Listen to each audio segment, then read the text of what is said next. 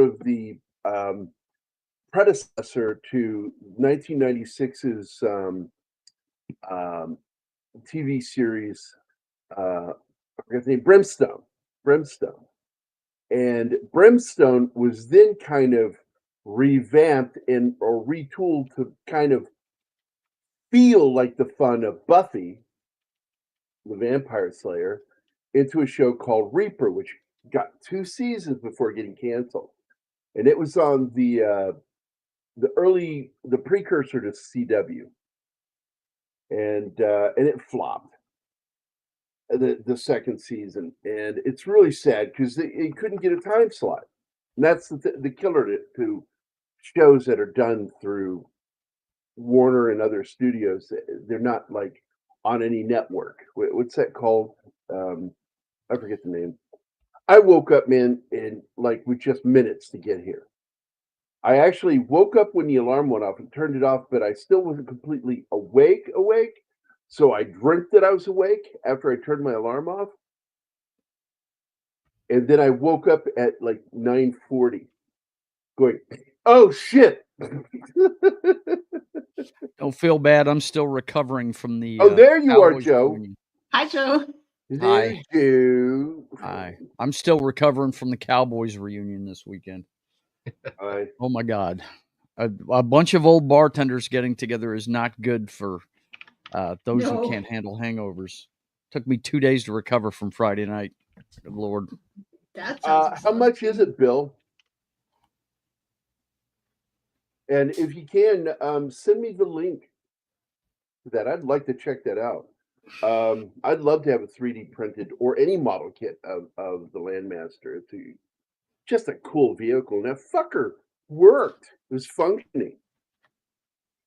Yeah, that was the selling point of this movie for me was the vehicle itself, the gear porn, if you will. Yeah, it's because the movie was 2 hours and 15 minutes long when the director was done with his edit of the film, and then Fox said, "Nah, we're gonna cut the shit out of this movie for you," and really did. It's this movie once again is one of those films that suffered to studio interference.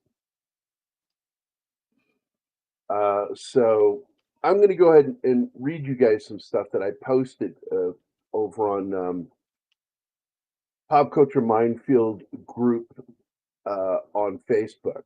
Pop Culture Minefield group on Facebook. You look it up and it'll take you right there.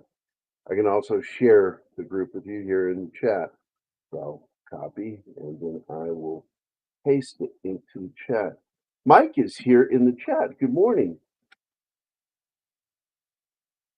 Morning, Mike. So there it is. That's our group over on Facebook. If you haven't joined it, please do. It's a grassroots Facebook page. It grows slowly on its own. We got a good group in there. They're very active, which I like. And oddly, a lot of my childhood friends are in the group. They like reading stuff, seeing what I'm up to, and I'm like, I really don't post that much in there, under my name. I find because on my personal Facebook page, I get a lot of movie fan updates on stuff, and I share that because I've got a great feed on Facebook. I can't say the same thing for Twitter. Hi, Penny. Hi, Snort. Hello. And of course, our good friend Bill Barkley's been chatting with us. Can't send a link here. Someone else can check that out. However, he says this previously. They are giving prices. Oh, depending on the size. Yeah, are we talking about the Landmaster or prostitution? I hope so.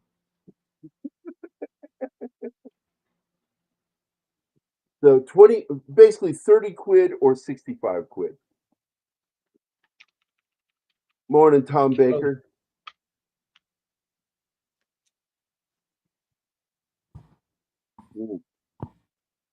You would excuse me if I'm a little bit quiet, trying to do some stuff.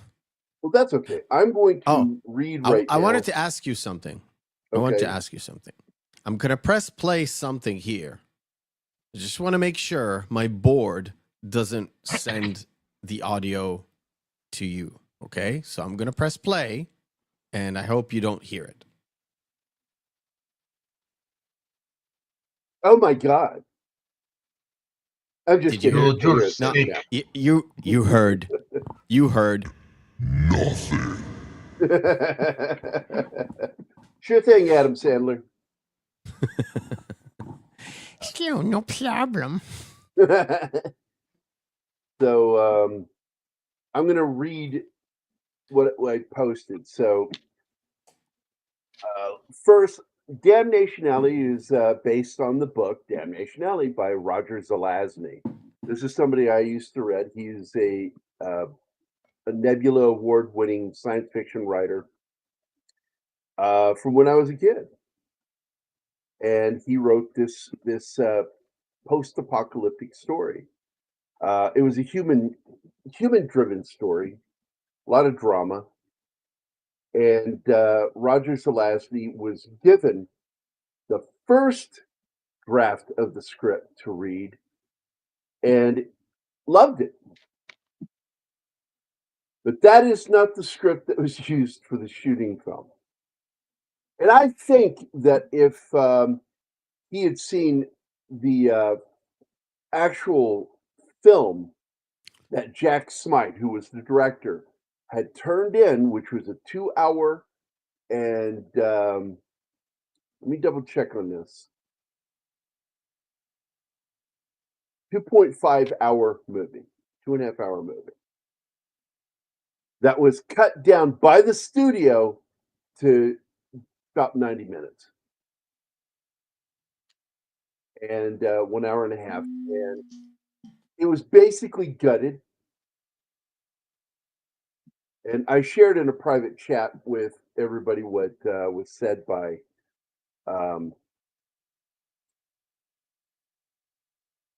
The Bondsman? Hannibal from A-Team, George Papard. Oh, And I'll find that real quick. yes, because we don't have it in the private chat. Dude, I had such a hard time reconciling that was George Pepper trying to say, but he doesn't look like Hannibal. What the fuck?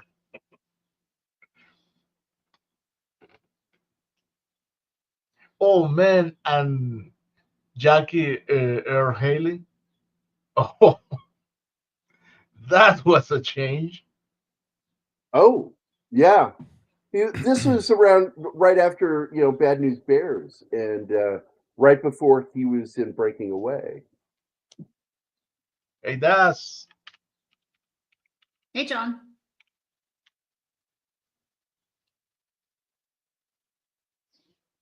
Yes, it wasn't in that group. Where did I share that story?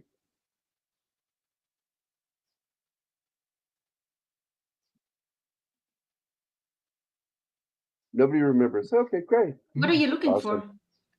That quote from George Papard that I shared with you guys. I don't have any recollection of that. I don't either. Now, Tom, I love it when a plan comes together. yeah, wrong franchise. Tom, okay. yes, there's this detail with this movie. Some effects are absolutely gorgeous, and other are absolutely shit. Well, Yeah. some interesting things with the visual effects is well, I'm just going to read this. Fuck it. So Robert Weiss was the director who was first offered the director's chair for Damnation Alley. Wise declined doing the film because he felt the story was unfilmable from the book. Then Steve McQueen was offered the starring role, the role that Jan Michael Vincent would have, I assume, but possibly the role of Papard because he was getting older by 76. But his asking price was $2 million, and it was more than the film's budget could handle. So filming began on June 21st, 1976. And of course, Papard had already wrapped doing his series for CBS, playing Banachek. And it's shot from June 21st of 76 through August 13th of 76. Filming locales encompass Borrego Springs, California, where the U.S. missile silo base was constructed, as well as the gas station and the shack that the kid hides in. Mojave Desert, California, Meteor Crater, Arizona, Valley of Fire State Park, Nevada, Salt Lake City, Utah. Salt Lake City sat in for Northern New York. So during filming, 20th Century Fox chief Alan Ladd Jr. reallocated a quarter of the film's budget. I shit you not. 25% of the film's budget went to be given to George Lucas for completion funding of Star Wars. That sucks. Yeah, and nobody told the director. He had no idea. So Star Wars. Damn, So Star Wars have siphoned budget money from this one and John Carter. Wow. John Carter. Yep. Later from John Carter. Damnation Alley director Jack Smite was not made aware of this redirection of the production funds until he neared the end of shooting. The lack of funding would now compromise the remainder of the visual effects. Smite was unable to film the Minuteman III missile launch scene, the base explosion, and the storm and tsunami scenes. All were cut due to the lack of money in the budget and was forced to use stock footage of the missile launches, and worse, forced to use footage from the older World War II movie, The Guns of Navarone, where you can clearly see those are not Minuteman missiles, but V-2 rockets. Man. The last-minute decision by the studio to add radioactive skies in Damnation would cause the movie to be unable to meet their original release date of December of 76 and instead be released in March, which is how I saw the trailer for Star Wars. The process of now having to superimpose optical effects on the sky in 300 shots, which wasn't planned during the filming of the movie. For the special effects in the film, they relied on a combination of practical effect miniatures, which were really good in my opinion, and optical compositing, which some effects worked that were outsourced to Film Effects of Hollywood and was supervised by William Cruz and Margot Anderson. And I got to tell you, some of the sky effects worked too, because this is back before they were able to do digital tracking. So there are some scenes with those skies where it looks like they did digital tracking, but there was no digital tracking in those days. And then some of those scenes looked fucking wackadoodle, like somebody was drunk and turned it in while they were drunk. And then sobered up later going, well, fuck. Well, that's it. Damnation Alley was pushed back, like I said, to March of 77.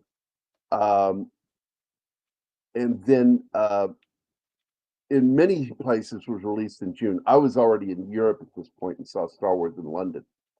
The director's cut of the film came in at 2 hours and 15 minutes. I was right the first time. Not a half, but 15 minutes. Fox would trim it back to 90 minutes without permission or without working with the director.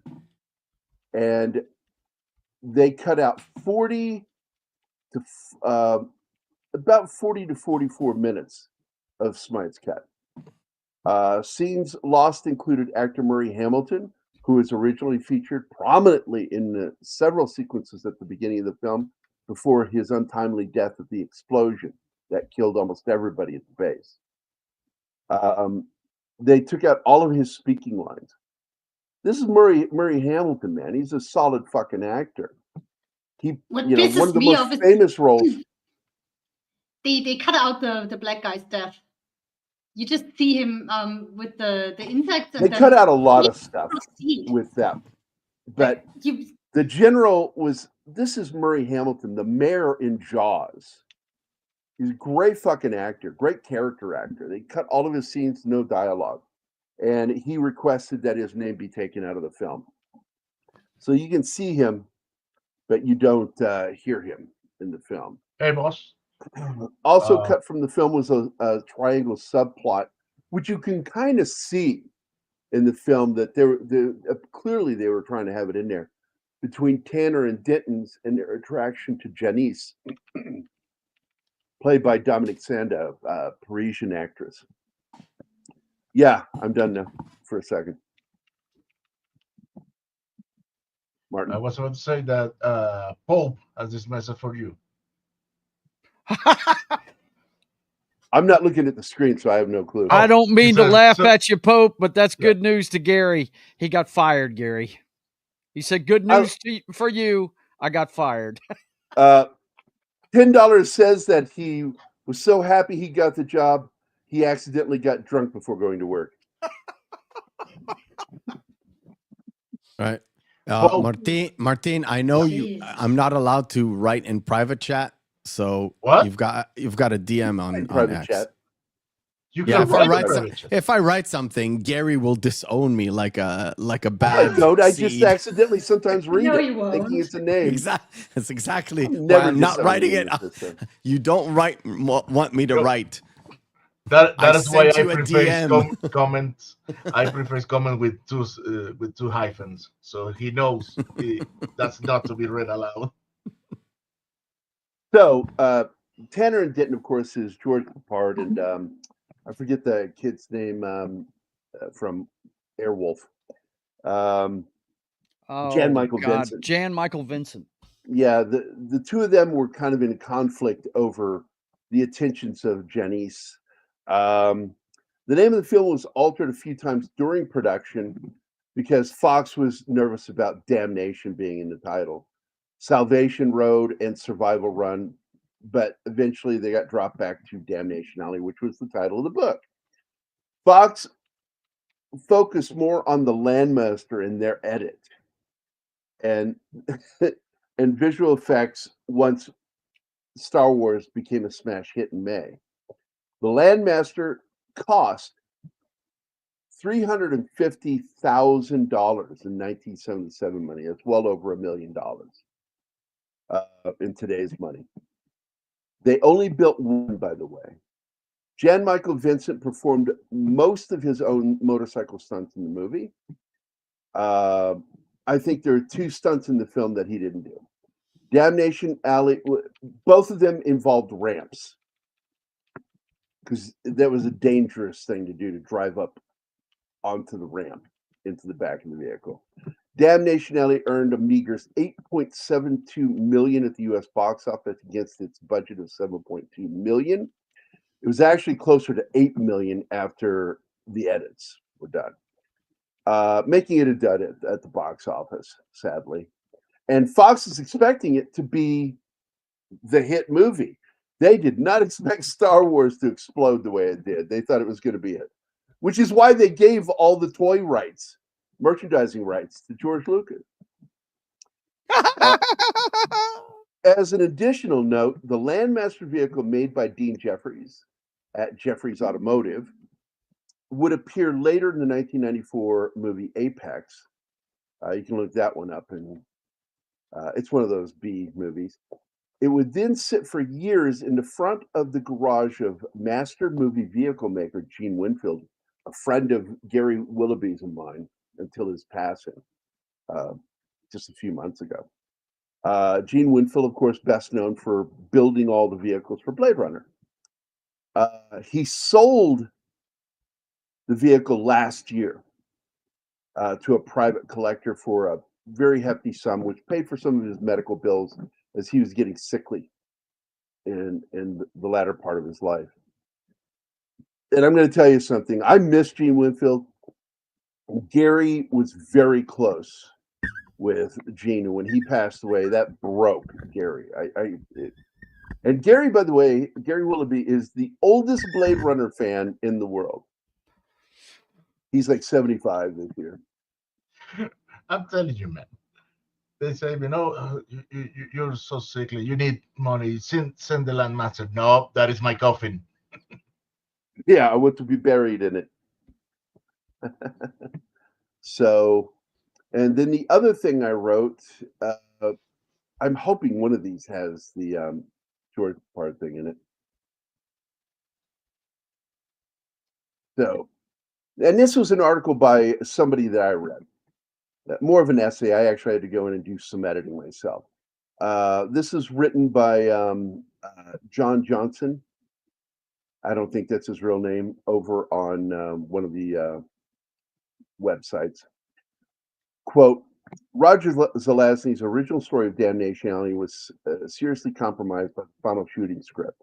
Zelazny was quite pleased with the first script by Lucas Heller and expected it to be the shooting script. However, the studio had Alan Sharp write a completely different version that left out most of the elements of Zelazny's book. Zelazny didn't realize this until he saw the film in the movie theater at the premiere. He hated the movie, but assertions that he requested to have his name removed from the credits are completely unfounded, since he did not know there was a problem until after the movie had been released. And, you can request all you want and it won't fucking happen.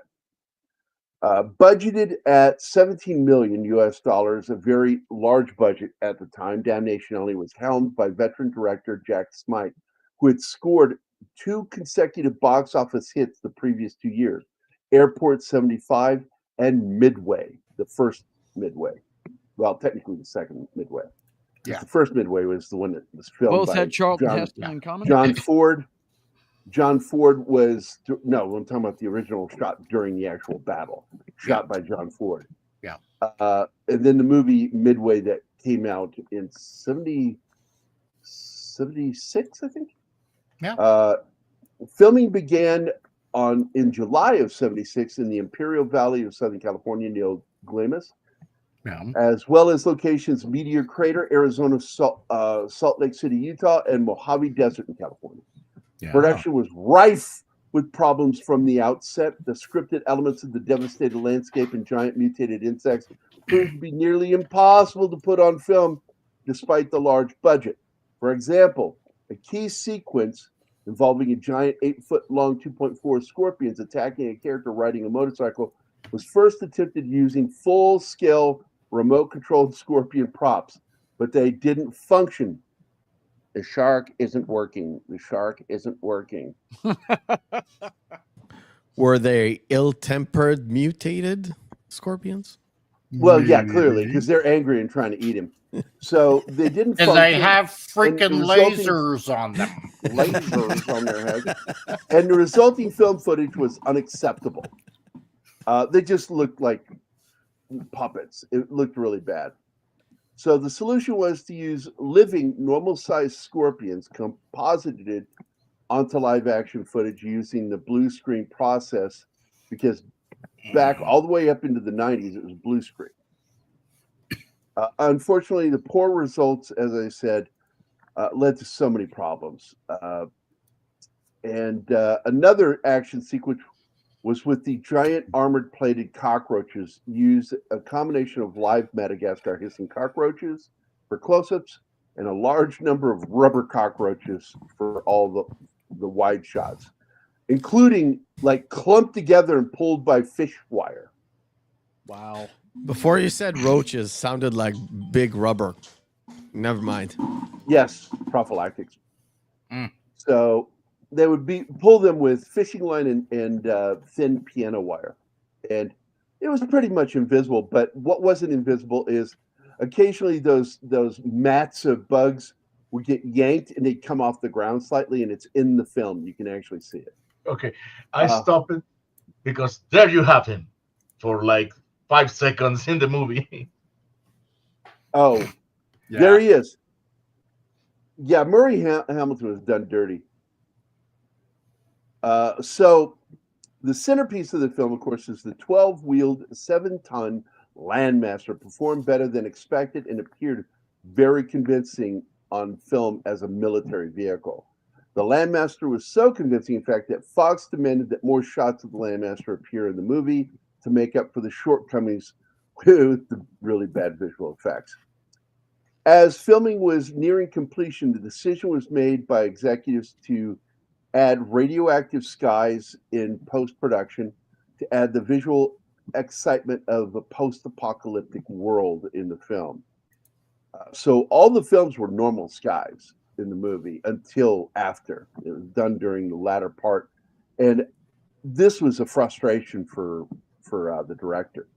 Because of this last-minute decision, Damnation Alley was a post-production and inordinate amount of time, 10 fucking months, due to difficult process of superimposing optical effects on the sky in 80% of the shots to simulate like 300 shots. I said before, 300 shots had to be altered to simulate the after effects of nuclear war. Actually, what it really was doing was showing that the Earth was off its axis, and it was supposed to look like the aurora borealis on the sky, just constantly moving because the magnetic poles had been shifted by the atomic explosions. And it becomes part of the plot too during the discussion, because the kid asks like, "What's up with the skies?" and it's in the script. He says, "Well, it's an effect. We don't know what it is from the poles being shifted." Well, what would shift it back? Would more explosions do it? He goes, "Well, it might do it on its own because the Earth does that. Because the Earth does whatever it's going to fucking do." Let's see. It was during this post-production period that 20th Century Fox released their other science fiction film, Star Wars. The studio had planned to release only 2 science fiction films in 1977. They intended Damnation Alley to be the blockbuster. The other film, like I said, Star Wars. Star Wars became a massive hit and forced Fox to readdress Damnation Alley. In a panic, the release date was delayed again further while Fox went in to re-edit the entire film. Directional control was wrestled from Smite, and large sections of the film were edited out of the studio, or out by the studio, including several key scenes critical to the storyline. The film was finally released in October 21st, 1977. The network premiere on NBC television in '83 featured alternate additional scenes, notably footage of Murray Hamilton and George Peppard, as well as additional scenes with Dominique Sanda and George Peppard. And this article again written by John Johnson. And George Peppard also had something interesting. Let me go to IMDb. It might have been there that I saw that, because I found it to be a fantastic comment. And it was said a few years after the movie. And he defended the director, Jack Smite. And by the way, there are only 19 actors in the film. You had Jan Michael Vincent as Tanner, George Peppard as Denton, Dominique Sanda as Janice, Paul Winfield as Keegan, one of my favorite characters. And guess what? They killed the black guy in the film. No. No. Yeah, I'm spoiling for you. This is an early film for a young Jackie Earle Haley, who would go on later to play the reboot of Freddy Krueger and my favorite, Rorschach, in the Watchmen live-action film. Kip Niven is in it, and Robert Donner, who is great in westerns, would later play the part of the human who was aware that Robin Williams was an alien in Mort for Mort. Mm. He was a religious monk leader on the show. Mark L. Taylor, who was just big in the 70s and going into the 80s. You'd see him in everything. Murray Hamilton is General Landers, uncredited because, as I said, he demanded his name be taken out when his scenes were cut down. And that was pretty much it. You had a Playboy centerfold that's mentioned in the credits, but she's actually not in the film. She's in a photo in the film, so she gets a credit. for some reason, I guess. It's uncredited in the film, but it's on IMDb. So, go figure. Let's see if I can find this comment. It's usually, I think, in trivia. We go to trivia. Here we go. The infamous armored-plated killer cockroaches are, in fact, Madagascar hissing cockroaches. And what it is the first thing that they notice when they drive into this town. And by the way, there comes a point in this film where, in the writing, I thought it was kind of goofy that at some point they need to get punchy whenever they arrive someplace, looking for gas or whatever. Right. You know, it's like, because after they get attacked the first time by these cockroaches, I'd be fucking punchy at every stop, realizing there are giant fucking scorpions out there. And maybe some cannibalistic fucking humans. You don't know. They should be armed to the teeth whenever they get out of those vehicles. So anyway, it becomes a road film, really, in many ways. Yep. And oddly, it's not really a good buddy film either. So let me get back to this, see if I can find this comment. Hated the film. Here we go. An interview in Starburst magazine. Anybody who grew up when I grew up knows Starburst magazine. In 1979, George Papard said, and this is about a film that was from 2 years earlier. In retrospect, after the film was severely edited and cut short, he said, quote, "I thought we had a very good film. Jack Smite directed it. At that point, I think it cost about $6.5 million. They went and pushed it up to $8 million with technically changing the color of the skies and editing. They totally re-edited the movie. The executives at 20th Century Fox did this. And the film, as you will see it, if you choose to see it, is no longer the film that Jack created. Unfortunate, because he did a wonderful job. It was the story of some people who go across America from New Mexico to Albany, New York, with one of those futurist things called a landmaster. It's a Trek story, as we call it. The only humanity is what happens between the people, the relationships, the sexuality, the attempted murders, and so forth. And sexuality refers to the fight between the two characters over the girl. So none of which you see in the film, because that's all out. It's now a Trek story about this landmaster and purple skies. And that was his sardonic response to what happened in that movie. And Papard was a pro, and he didn't really talk shit about projects he's in because he knew better than to harm the movie he's in. This is advice for all you fucking young actors that keep talking and saying stupid shit about politics and gender identity and all that crap.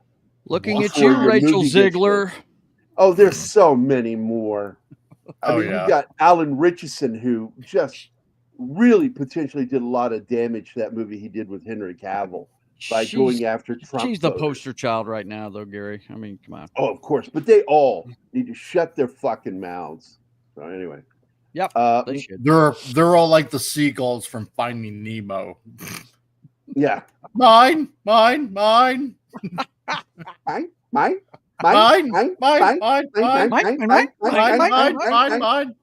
Yeah. There you go. So I actually like this sequence. I thought they did a fairly good job with these scorpions. And I thought it turned out. And Keegan is my favorite character, not because he's an artist, but because I'm a big fan of Paul Winfield, always have been. I mean, I saw him in Sounder as a kid, and I knew who he was. I knew who he was as a kid. I was a nerd from day one. I would collect names of actors and I'd start watching. And this scene annoyed me a little bit when he pulls his M16 on his buddy for dropping the girl. He thinks there's a girl on the motorcycle with him. It's actually just a mannequin that he found. She does look real, though. Well, that's because it was a stunt woman. It was a stunt woman on the back. She's not moving, but you can tell it's a human because dummies don't move that way. Because when the motorcycle moved, she would react to it and try her best not to. What? No. I mean, I saw a few stupid people do that shit. No, never mind. Well, yeah. And the miniature of this actually looks pretty cool because it just looks like a mannequin, and it had the real scorpions tear it apart and shit. So, And you can tell the scorpions are real and not big because you can see the grains of sand in the close-ups. Yeah, and so also in this, there was a potential of it being an R-rated film because of the gore, violence, and language. And Fox toned it down because, like, he cusses there, and they cut it, the cussing, when he yells down there. He says, "What's wrong with you, you son of a bitch?" Here's the actor I was talking about. This guy was all over the place in the 70s and 80s. He was in everything. Oh, he looks familiar. Yeah, he's in a lot of shit.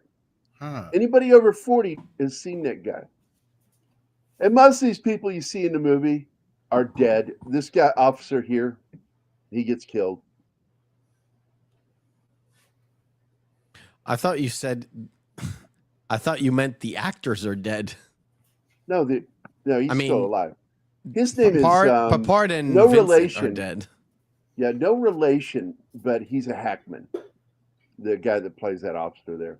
Okay. Murray Hamilton sets off the explosion stupidly because it just shows a propane tank left on, and he's smoking a cigarette at his desk, and the whole place goes up, and it's just like everybody but these two right here, the kid and Keegan are the only survivors. And for some reason, there are these armored vehicles that you don't find out anything about until they're launched in the movie, which is kind of stupid because there was this whole building of them that was supposed to be in the film too.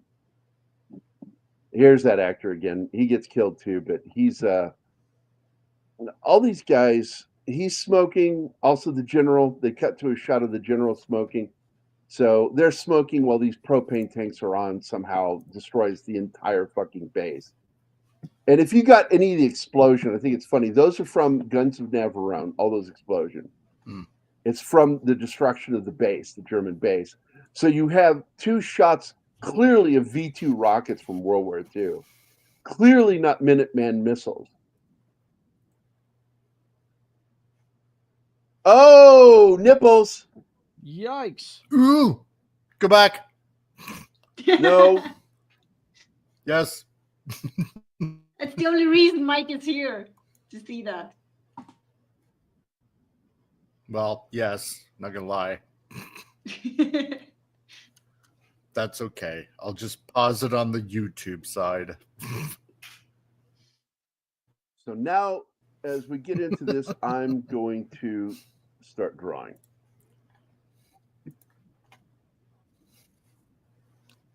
I'm correcting something. I This forgot looks like to the put hallway his from the bicep thing. on his arm. I knew something was bugging me about this. He's got a forearm that comes out from his shoulder. Not good. There it is. Here we go. This is all from the movie for Guns of Navarone.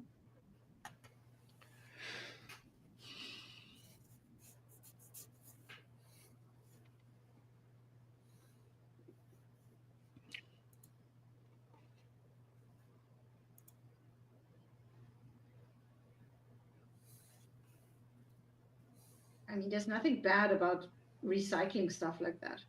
Why would you shoot it a second time if you already have it? Well, because it's the wrong rockets by Yeah, 40 aside from years. that. Let's grab some effects from some other disaster films that we own. Also, to save a little bit of money, there's a lot of the towny scenes that look like they're inside of a city that were shot in at the 20th Century Fox Ranch, and Right. and you can always spot studio streets, like buildings, and the streets themselves give it away. The curbs are too tall, and what's the other thing that I've mentioned to you? Oh, The buildings at the angles. buildings are all at angles. The streets are at angles because they do weird turns. It's to give you the false vision of a street continue on when it doesn't. It ends right around that corner. This was the single thing in the film that works is the Landmaster, and it is a super badass fucking vehicle. We don't even get to see the fucking weapons on it get used except for the rockets. I think everybody wanted to see them go up against like a whole village of people and have to wipe them out with all those machine guns and shit that's on it. Yeah. They used the Fox. Now, oddly, 20th Century Fox also paid to use Warner Brothers Studios. Like when they were producing Batman, the TV series back in '66. That scene where they Gotham City Hall, that's actually on the Warner backlot.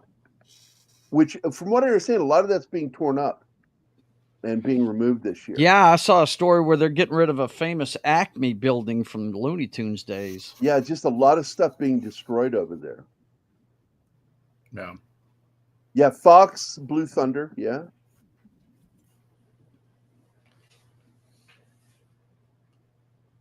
So whenever you see them going down a city street, that's actually Fox backlot. And in fact, the false wall they built to blow up is right in front of another studio building when he's going through the parking garage.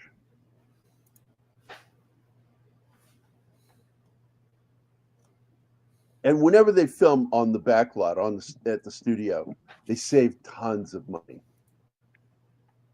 Now, this shot here where they're leaving the base and it pulls to the right and you see another vehicle, I don't know how they pulled that off. That other vehicle that's driving up in front of them that looks like another Landmaster is not another Landmaster. It's dressed up truck with a trailer. I don't know what they did, but it's off in the distance looking like a Landmaster because it's not an optical effect. They only built the one vehicle. This is some really terrible blue screen shit that was done. Oh yeah. In fact, there's a shot. There's a shot of him pulling down the flag to the base, and they have a superimposed front end of the Landmaster that's all turquoise green looking. And it doesn't match the shot color-wise. Doesn't match the color of the sand or the hills in the background.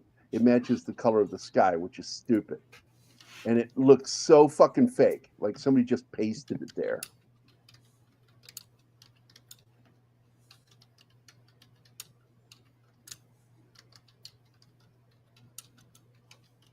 I don't know about that Stringfellow. I don't even know who that is or what that is.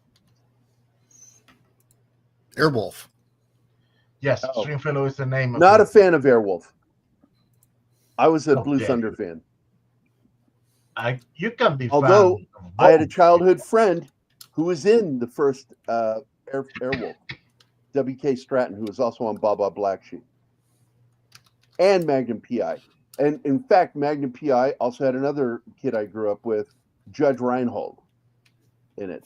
So you had two guys from Fredericksburg, James Monroe High School, in the first Magnum P.I. two-parter. Yeah, some of the effects done in the film last minute were just bad, dude. Terrible. They had no money. You can tell they were running out of money, yeah. Well, they lost $8 million fucking dollars. They lost half their fucking budget by the end. Star Wars fucked them They over. said a quarter, but they lost $8 million that went to Star Wars. And the movie even starts with a fucking ad for that movie. Yeah, which I love that original trailer because they hadn't scored the movie yet when that trailer came out. Oh, it's great. I loved it. Yeah, but not only did they lose money to them, they also advertised. So it's kind of fucked up.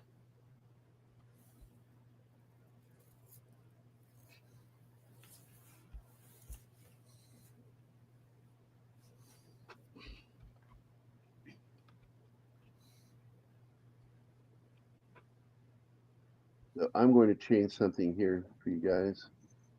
We're going to go back to this temporarily. Hey, what's going on? Why is it doing that?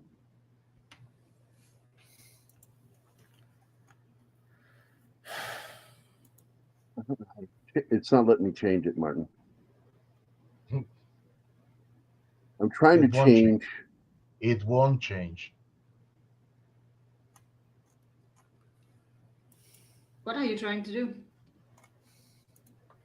Make it larger so you can see what I'm drawing. You can have both. Is to have Yeah, this. you I or can't just to have want them both, to. buddy. I just want you to be able to see that I'm drawing, for God's sakes. I don't Well, think we can have the- that and the slideshow. No, we Yes. can't do that. Not that. That's not what I'm trying to do. I'm trying to make them square. I just saved it.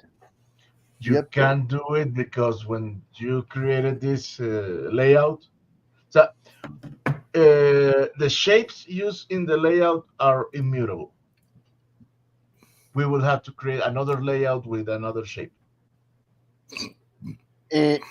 Wrong. Wrong. Okay. You try. can edit this one. Yes, I did. I just went into it. Yeah. There we go. It's a little better.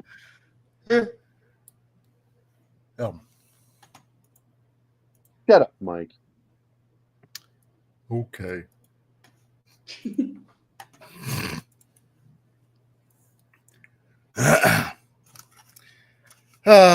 Human violations are such a good thing. That came out so wrong, Mike. Yeah. In my case, it's so right. After what I found out There we this go. morning. We can change it back later, but for drink draw, we need to be able to see me drawing.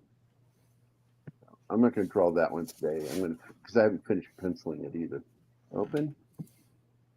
But I will show you a cool device. This is a real piece of equipment out there.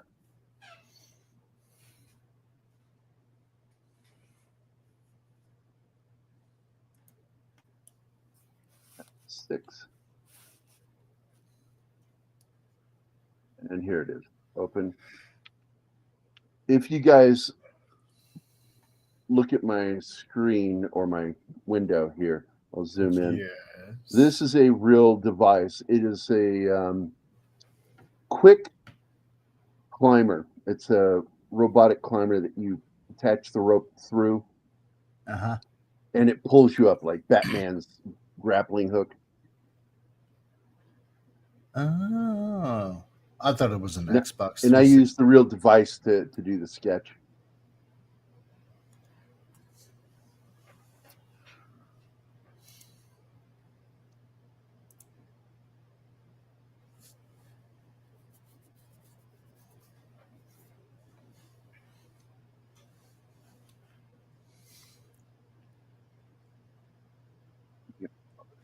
There he is, going out for pizza.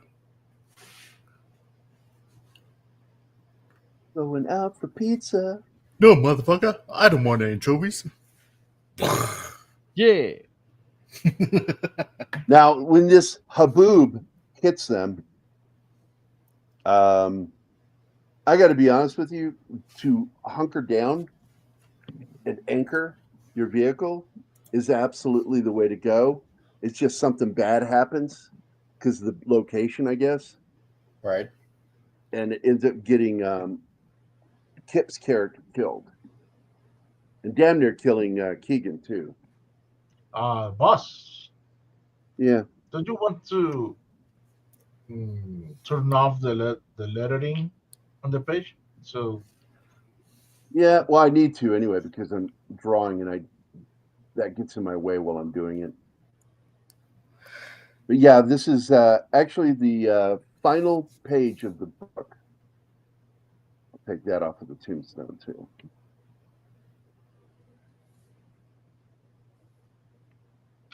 The final page of the book? Yeah, this is the very final page of the book. The solemn walk away? Yep. Because he did something. Oh, Something yeah, he doesn't like that naughty. book, I'm sure. I'm absolutely sure of it. Okay, let's see if I can't fix this now.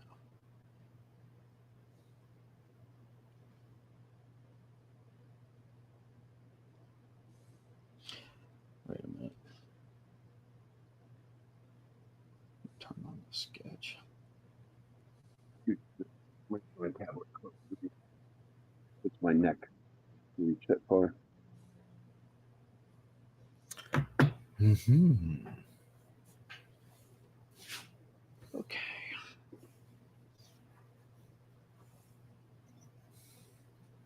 I agree with Tom Baker. Storm chasers are crazy. They are They find out nuts. interesting things. So it's important what they do. Well,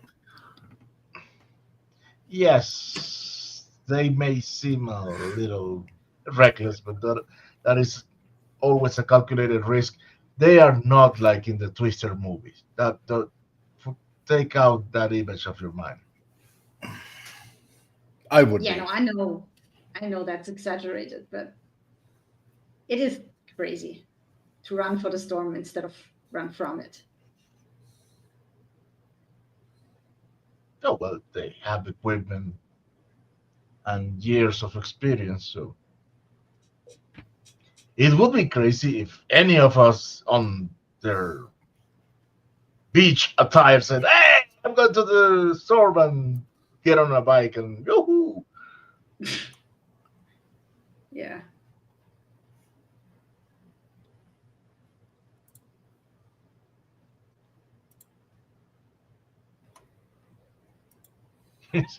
like the guy that Joe is drawing, he's seeing the storm coming.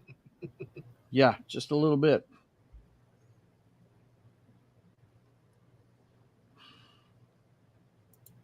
Did Pepard have a fake mustache? I don't know. He He sure colored had a it fake for Southern sure. accent. Yeah, it looks totally wrong with the color of his hair. It's completely jet black, and his hair sandpaper. You know. A lot of the colors are off in this movie. Yeah. I mean, look at the sky. It looks like upside down ocean. It's so weird.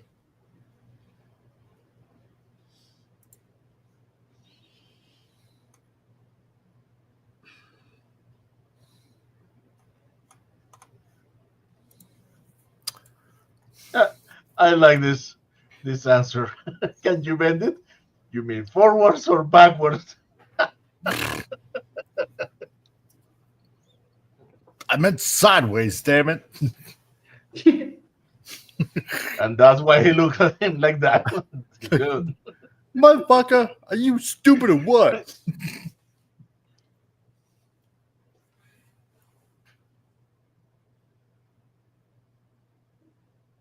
It means Perry's dead.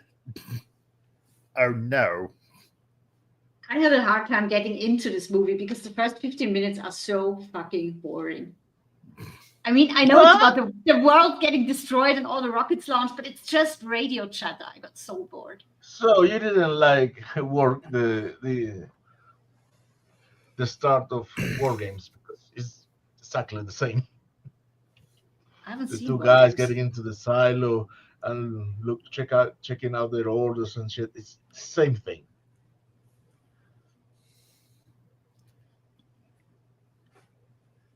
Yeah, that mustache is fake as fuck. Yeah.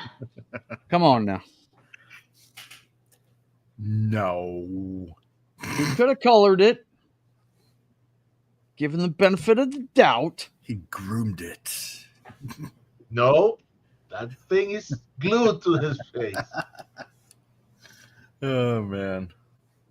Oh look, they're going to see the circus. You never know. Maybe he was unable to grow a decent mustache. Men, we're in Vegas. Yeah.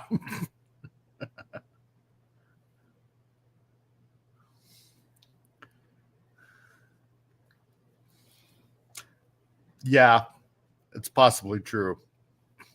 Imagine Arnie screaming, "The cockroach eats people!" Yeah. Yeah, eating the people. No! Get to the landmaster. Yeah. Hurry! Get in, the landmaster! You guys are nuts. Step on the gas! Go!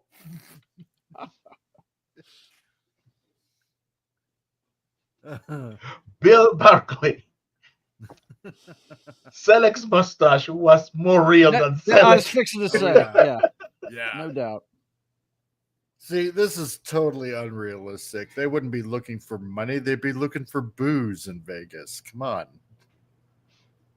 Well, what I like about this scene is the fact that these guys have been in the desert for so long that they lose themselves in a kind of reverie.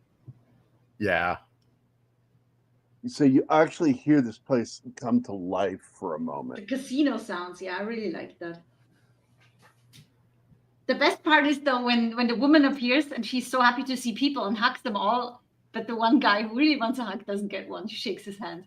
Hey, save some of that for me, sister. And then she shakes his hand. I'm like, you fucking bitch. Yeah. What a bitch move. I want to get that little boob brush against my chest too. I'm lonely. Rory? So, Rory. You guys. So Yeah, I played that earlier, Mike. You weren't here. Yeah. I It's never going to leave my head.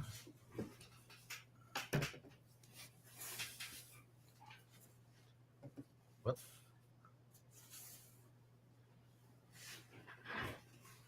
Hello, Spec. Hello, Spec. What's up? Yo.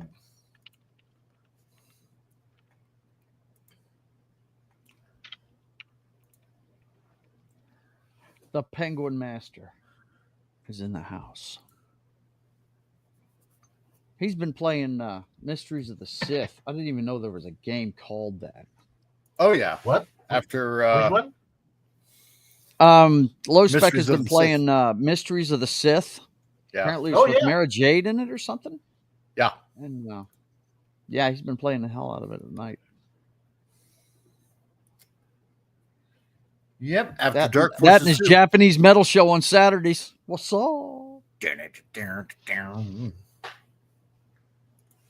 Oh, she looks like a prude. She's French though. That explains. So you know she knows the dirty sex. Right. Yeah. As my grandpa would call it, that French gutter sex. Yeah. Prude on the outside, Tell me demon more, in the sack Grandpa. on the inside. What did you do in World War One? Slept with a few of those French whores. To survive, I dressed like a French prostitute and gave blowjobs for like $1.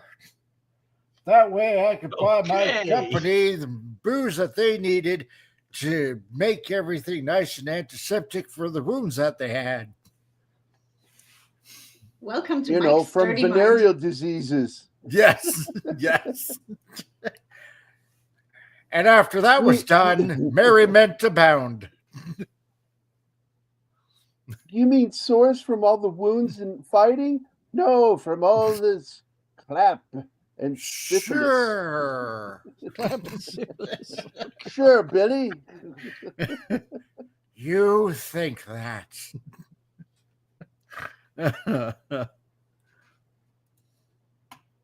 Oh man.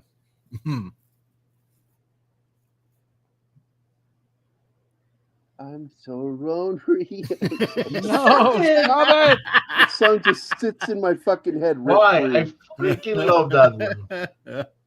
In fact, Well, baby, I was listening thanks to for that the song good time. yesterday. I'm out of here. Gonna go get me some milk and cigarettes.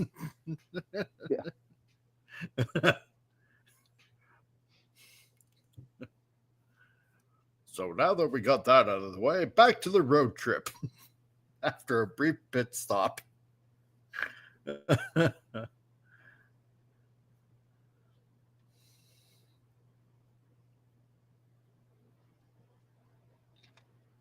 And it's really annoying how careless they are.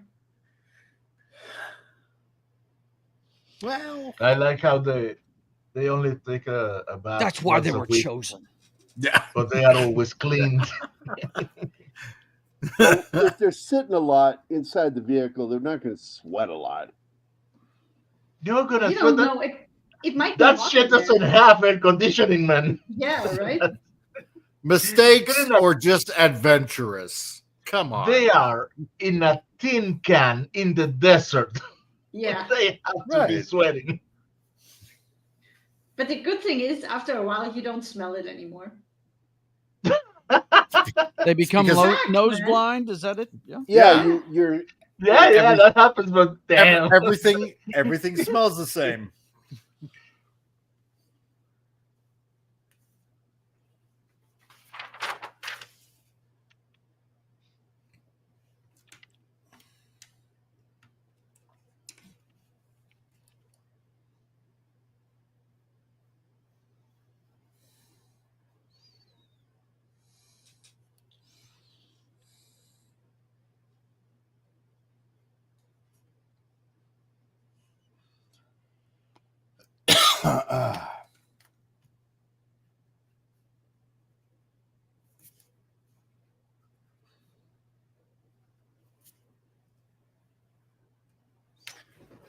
One sec.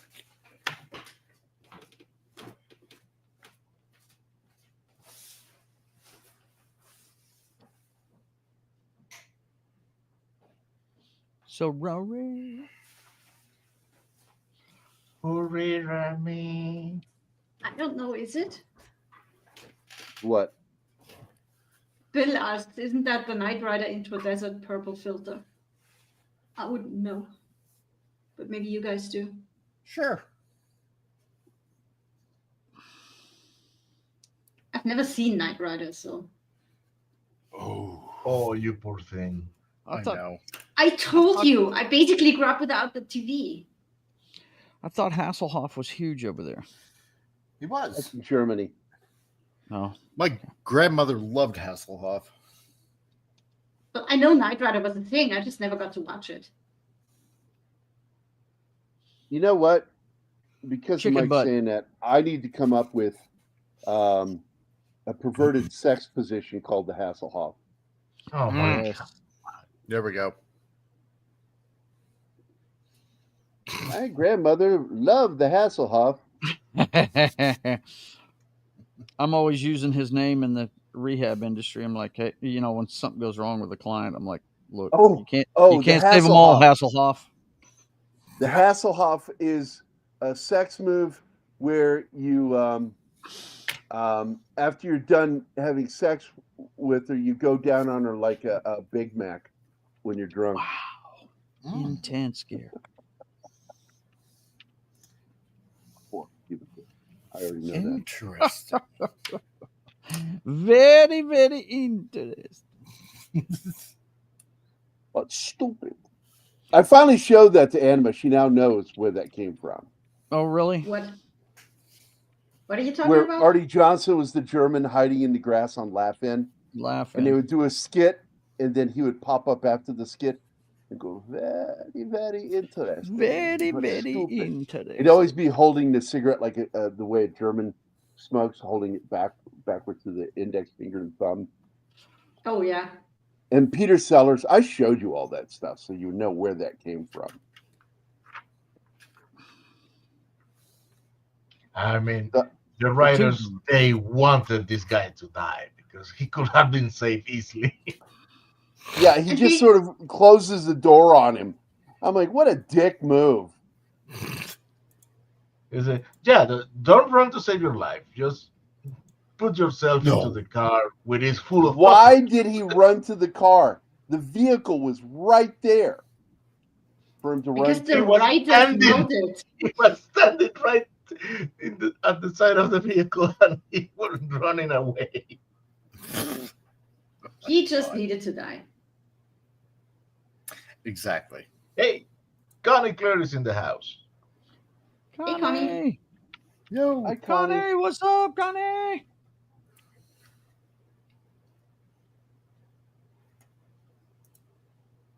It's pretty nasty when the cockroaches start eating him. Yeah, when it's like it got his skin and it won't let go. Because they allude to the fact that these things eat rubber too. All the rubber is gone from inside the chair, the naga hide, all of that shit. And the rubber on the gas hose, gone. The tires are gone. These things eat everything.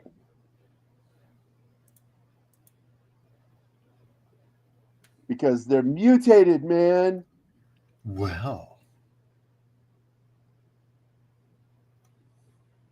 The mutant cockroaches.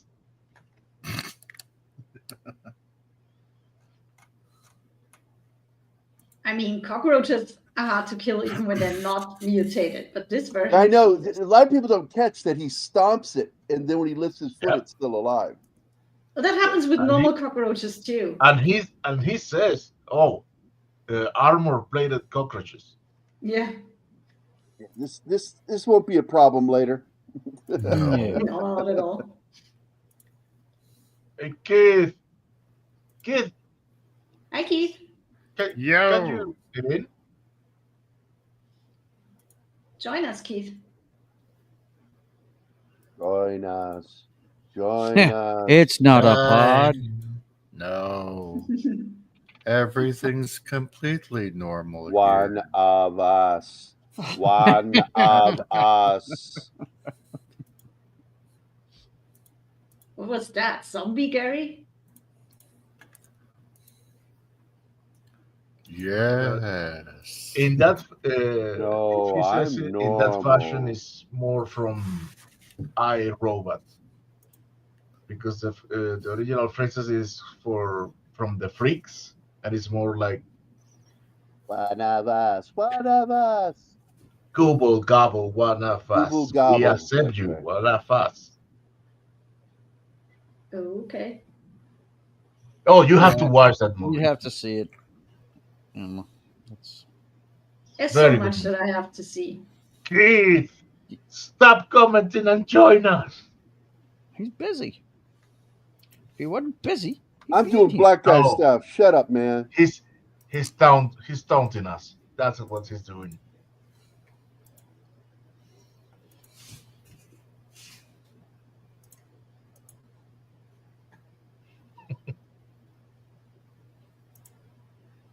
I think he enjoys that. Oh, he's busy. He's helping his dad. Oh, that excuse. How dare people have personal lives, right? I know, right? Or parents. Yeah.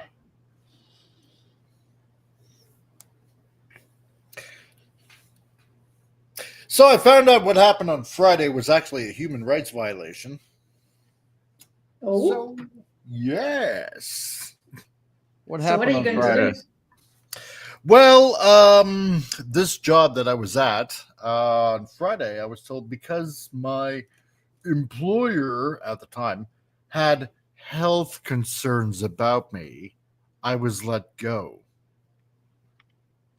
And so over the weekend, I was told by a couple of people, yeah, you want to get a hold of Employment Standards Alberta and talk to them about the whole thing. So, which I did right before I came on here, and they're like, "Yeah, that's that's a human rights violation. So under Alberta human rights law, if an employer wrongfully dismisses you based on, an assumption of your medical conditions, then, they face financial penalties, including compensation for lost wages, severance pay, legal costs. And if I'm successful in filing this claim, it could be a little bit bad for them. So Nice. That sounds like a HIPAA violation to me. What do you think, Gare? It's the U.S. yeah. In the U.S., they have probably different statutes there in Canada. Yeah. So, yeah, just waiting for them to get back to me. And What the fuck? Yeah, we will see what happens. See what Bill Barkley said, that kids are rioting in theaters showing Minecraft? Yeah, I saw that yesterday. Minecraft. Downloaded it, and my daughter and I kind of watched it yesterday. And apparently, in some theaters, they're showing the what do you call it? The work print. Somehow, some of the work print film got out. Oh no! Oh yeah, and so I managed to get a copy of the work print, and my daughter was like, "Yeah, I want to watch it. I don't care if it's the work print whatsoever." I just don't think Jack Black should have been explain in the movie. work print to the layman. Okay, a work print is where some of the CGI is not finished. So basically incomplete, correct. And so a little step behind what Disney releases nowadays. Yeah, exactly. And I gotta say, I played Minecraft before with my kids and stuff like that. It is a fun game, and I think it was better before Microsoft bought it. But whatever. I digress. And we sat down and watched it, and she's like, my daughter was like, this wasn't a great movie, but it was a good movie, but not a bad movie. But why Jack Black? He's just. But why so Jack annoying. Black, huh? Yeah, but he's so annoying. It's like, and but it's watchable. It's not bad. It's not bad. Yeah, right. I figured it was just a kiddies movie, but yeah. But why are the kids rioting? That's what I want to know. Because these kids know so much about Minecraft, and there are so many things that that if you know about Minecraft that they do get wrong in these movies. It's like how like some actors, some actors like, oh yeah, I've been a fan of this comic for years, or this cartoon, or this video game, or whatever. Then why did you? And it turns out they know jack shit about it. It's kind of like that, right? It's kind of like that. She said it's like they're trying to know everything about the game, but they don't know anything about the game. Yeah, guys, So, I stopped except here the basics. I stopped it here to say to the public, this kid. This is Rorschach in Watchmen. Yeah. It does. I came just into the right time, I guess. You did. Yeah. You're a A witcher. few years before this, he was in a movie called Bad News Bears, I remember, with Walter Matthau. Yes. I He was remember before that. this. He was Then the he kid that did, always smoked. A year right? later, he did the movie Breaking Away. Yeah. Mm-hmm. With a very young, very fresh and new Dennis Quaid. Yes. Yes. Yes, girl, yes. Who's he? Just Say again? Blasphemy. I almost fell for it, man. Yeah. But no. Things hopefully might be looking up my way with that. And yeah, and at least Minecraft made way more opening weekend than Snow White. Well, you kind of knew Minecraft was going to make a ton of bread. It's opening weekend for sure because kids love that damn game. So I was unsure, right? Because I'm looking at it through adult eyes, like Jack Black, Jason Momoa dressed in like some sort of pink friggin', jacket kind of. I loved listening to Culture Casino talk about it, Mike, because he sounded totally clueless the fact that Minecraft was even a thing. I'm like, have you ever heard of a guy named PewDiePie? That's how he got his start, was doing nothing but Minecraft on freaking How could YouTube. you not know Minecraft was a thing? I mean, come on, man. God.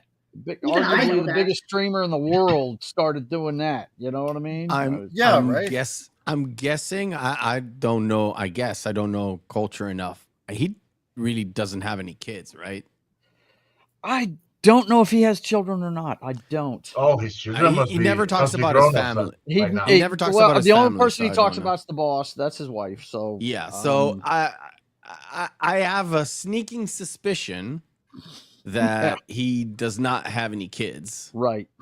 Like my kids are like early teens, and he's 4, 5, 6 years older than me, so he would have older. Let's say he does. Okay, I really don't know. I haven't even asked. So even if he does, Culture, does your penis work?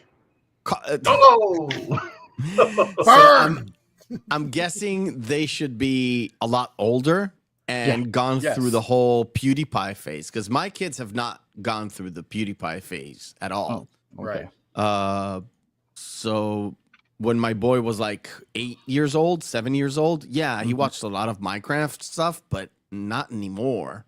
It's a real phase. It's probably Roblox now, huh, man? Yeah, it's Roblox. Yeah. And so if you were at that age back around 2012 or 2013, that's about 10 years ago. You might be like a young parent, like taking your kids, maybe, or just going for, a lot of people who are 25 years old are pretty much stuck at 13 sometimes. So. Yeah.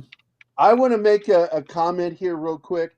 I was not burning Culture Casino. I know. It was just the whole thing about asking if he has kids. So, does your dick work? I love Culture. He's a friend of mine. So he's a great guy. Not burning him. Yeah. I was flabbergasted at the fact that he was just blown away that this was making so much money. I'm like, dude, how could you not see it coming? So Culture needs to be more cultured in video games. I would like to welcome Keith. If you haven't Keith. noticed, Keith. Hello, Keith. Hey. Great that you can make How it we doing today. I bet Keith knew this was going to make a lot of money. Yeah. He knew it. I had some inkling that it was definitely going to do far better than Captain I'm Kind of American 4. So yeah, right. Oh, you on your phone, Keith? Because you're doing that underwater thing. Where it's popping backwards. Well, listen. Give me about 5 minutes, and I'll contact you guys again when I get home. Because I just left my dad's. See you then, bro. Okay. All right, Do not stream and drive. Do not stream and drive. Don't do it. It's not good. Yeah, not when it does that to your audio, because that gives me a headache when his audio is like that.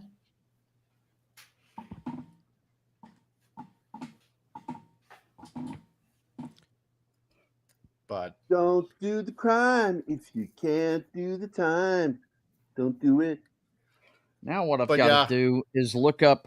I know this is petty and small, but I've got to look up which is your nickname in high school. I got to look up what the deck of one of these things looks like. If it's wood, metal, what? What are you looking at? Oh, the helicopter. The deck of a Coast Guard cutter. But yeah, all in all, it wasn't too bad. It was really fun to watch the work print though. Because Yeah, just some to of the see blue what they're using, screen. blue screen or whatever. Yeah, you know, it's Mhm. like, oh my god, and we're just laughing our asses off. It's just Dude, hilarious. I once saw a work print of X-Men Origins Wolverine. Oh yeah, All CGI was gray, yeah. and it had the music from Batman Begins. Oh my god, yes. Oh, jeez. Oh, look, it's Alan Moore. Indeed. Before he got even more squirrely. Hey, remember back when Alan Moore wasn't weird? Oh no, Yeah, no, that never happened. when was that? yeah, I'm saying it Different never timeline, happened. man. yeah. I guess. That was multiverse. Yeah. Remember back when Alan Moore didn't say fucked up weird shit in public? Yeah, Yeah. me either. Pepperidge Farm remembers. Oh man! Anytime somebody dude, anytime somebody says Pepperidge Farm, all I can see is Ted going harder, harder, harder. Now let me fill my face with Fucking movie, Pepperidge by the Farm. way. I love that movie, Ted. Oh, and Ted is too. awesome, dude. I still haven't seen it yet. Oh my god, the original have Ted it, with man. Wahlberg, You have to. dude. Okay, It is okay. Hey, Joe. so good. Joe, There I are. have something for you here. Oh, okay, go. Pepperidge Farm remembers. That's right. Harder, harder. Sometimes I'm my so God. happy when I have no clue Buddy, what you guys if you're a are talking about. nerd, you have to go. You have to watch Ted, bro. They have Okay. a mythical experience with what's his name? Is it Flash Gordon. Sam? His first name's Sam. The guy that played Flash Yeah. in Flash Gordon. All right. They have a mythical moment with that dude. It's just awesome, dude. Yes, He does the famous in the flying jump tricycle. up. He does the And then- jump up. He does the jump up. Jesus fucking Christ. He does. You're gonna the get it jump out up into eventually, Gary. in the fucking camera, like he did at the end of Flash Gordon in the movie, which is fucking cool. It is fucking priceless. That movie is awesome, dude. You got to watch that. It's not for the kids though. That's an R-rated comedy. No. Okay. I will definitely. No, that Also, I do people know. allowing their kids That to I watch do South know. Park or Family Guy. Yeah, right. Or Team America. Yeah. Well, it's got puppets. It's clearly for children. No. No, No. absolutely not. No. Okay, it looks like it's metal gray with a square pattern on it. It's what it looks like. All right. This is the best one I could find. I'm going to keep looking just to confirm, but this is the best one I could find. And I mean, it's blurry as shit, but the front of it's what I'm looking for here. And this isn't the same kind of cutter that I'm drawing, but it looks like it's just a slate gray. We're gonna do this and going for the unrated version. So there we go. All in. And What? acquiring. There we go. The what? There. The unrated Ted movie. Oh. Unrated? I don't know if I've Yeah. seen the unrated. The rated one was hilarious and over the top And everything, rowdy so- enough. Yeah, it was. Yeah. I'm trying to remember whether I've seen that movie or not. Oh, you'd remember it if you It's saw a talking teddy bear. it. It's a talking teddy bear from You have Boston. to He remember. doesn't That's pronounce why his eyes, Anima. He That's why I doesn't probably pronounce his hated eyes. it so much that I forgot it. Are It you happens, serious? You know? Wow. Okay. Wow. Whoa. Intense. Coast Guard cutter. Hey, remember that time that Anima knew a film before we did? Pepperidge Farm remembers. Harder, The best scene, and this is Yeah. why I think this movie's going to work, is with Liam Neeson in the second film, going into the store to buy Trix Oh yeah, cereal. yeah, I remember that scene. That was funny. Damn. Oh, I remember too now. I have Yes, seen it. and in I did the watch that the other day. post-credit, he appears again, but beaten up in the same market with the box of Twix. Yeah. So there won't be any trouble, will there? I watched that with Gary, yeah, and I didn't like it. What?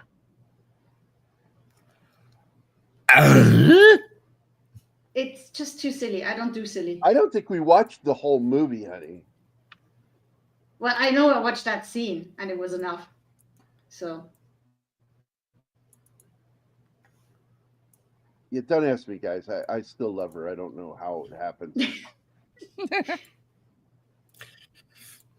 it's just not everything works with me. Well, we. So wrong, so wrong, and sadly wrong. Martin, did you play the clip I sent you? Did you get that thing I sent you? Get that thing? Get that thing I sent you? Shut up, Gary. You'd love it, Gary. The thing. What is The it? thing. I sent you a link. I can't send Where? you the clip. The link Where? is a downloadable link. Oh, it's on X. Oh, okay. I'm not watching X when I'm doing the show. What? Madre X? mia. Where do you want me to send you the link? On private chat where Gary can click on it? No, but you can tell me. I did. Look for it. I'm sorry, I didn't hear that. Well, I'm downloading it right now. I said, wait a minute, Gary. Oh my God, check no, the clip no. on X. No, Yes. we're not. Oh well, yeah. Yes, it's safe. If you if you send it, it's okay. What do you mean? It's a clip from a movie. What do you mean? And there's no. You violated YouTube terms of service when I was here before for a split second. So don't I didn't lecture me about one of Yeah. the greatest movies ever made. Get him. Get him, Adam Sandler. Get him. Didn't. Oh boy. Yo, Keely. You'll love it, Gary. Wait, Martin is just trying to protect you from himself. I don't know. Wait, first I have to solve this problem. You're a producer, right? You can upload it to whatever it's called, the back end I know. bullshittery. Wait.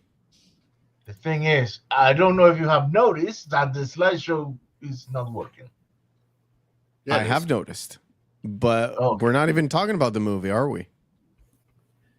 Sometimes I don't know what we're talking about anymore at this point.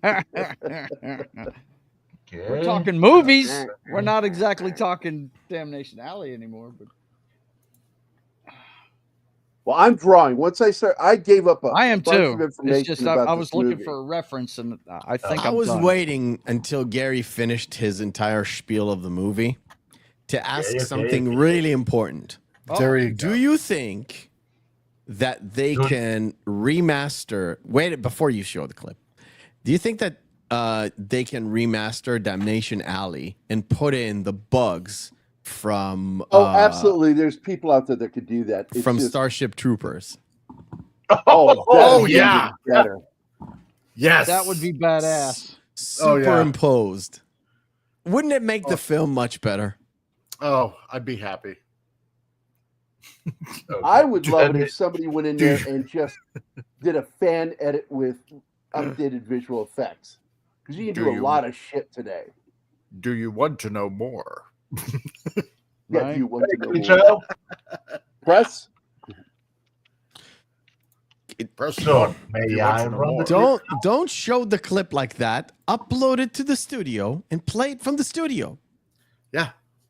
I What's don't the think you difference? understand how pushed to the max they are with memory. They have got more clips than Yeah. He To may have a upload that, challenge I there. have to delete something else. Yeah. Well, delete Pepperidge Farm. It already knows. Ha! You wish. I don't care. Pepperidge Just Farm. delete one. Delete one of the backdoor Delete ones. You've got Pepperidge too many, Farm. and it's not really funny, Gary. There's never such thing as too Oh my many. God! Now, Backdoor I mean, now references. you're cutting at the core of the show, Mephisto. Come on, bro. Dang. That's Can't me. do I'm that. cutting right to the chase, dude. That's it. Tell him. I don't I'm- know I'm- who you are anymore. I'm going. You know I'm where going that comes full from? Doge on your ass. Doge. You know where She's that comes going from? Doge. Cutting to the chase. Oh, It's geez. from Right, Tom? movies. It's from movies. Tom Baker Cut to says, the ch- just cut to focus the on your chase, movie. Steve. Oh my Yeah. God! Have some discipline. Discipline? It's not in my show. I'm just a guest. All You you can knock need. me out anytime you want. I'm here to, ruffle some feathers and. Come on, Tom. You fool nobody. You're enjoying the chaos too. So, where I'm is- your Huckleberry, essentially. Yeah, right. See how I did that? Easy. Okay, Gary. I'm there. I need to you to pay attention to the screen then. Come All on. right, I'm looking. Oh, it's yes. muted. There It's Jews- muted. No there sound. It's your fault. Jews It's your at my clip. table. Oh. I have to re-render it. Damn it. Way to go, bro. All Well, that for a muted clip. I've got Jews in my table. That's what it says. Sorry, Gavos. Oh, no. You need to get that clip. And Gary dub it and says, there are Jews in my panel when you're here. There are Jews in my panel. Well, now they are. Oh, you have no idea what I did just to make it happen. And now it's muted. And I know why. I don't even see Oops. anything. It's like 2 seconds. The veil is strong within you. Okay, let's get back to the movie we were supposedly talking about. Do we? Okay. Do we?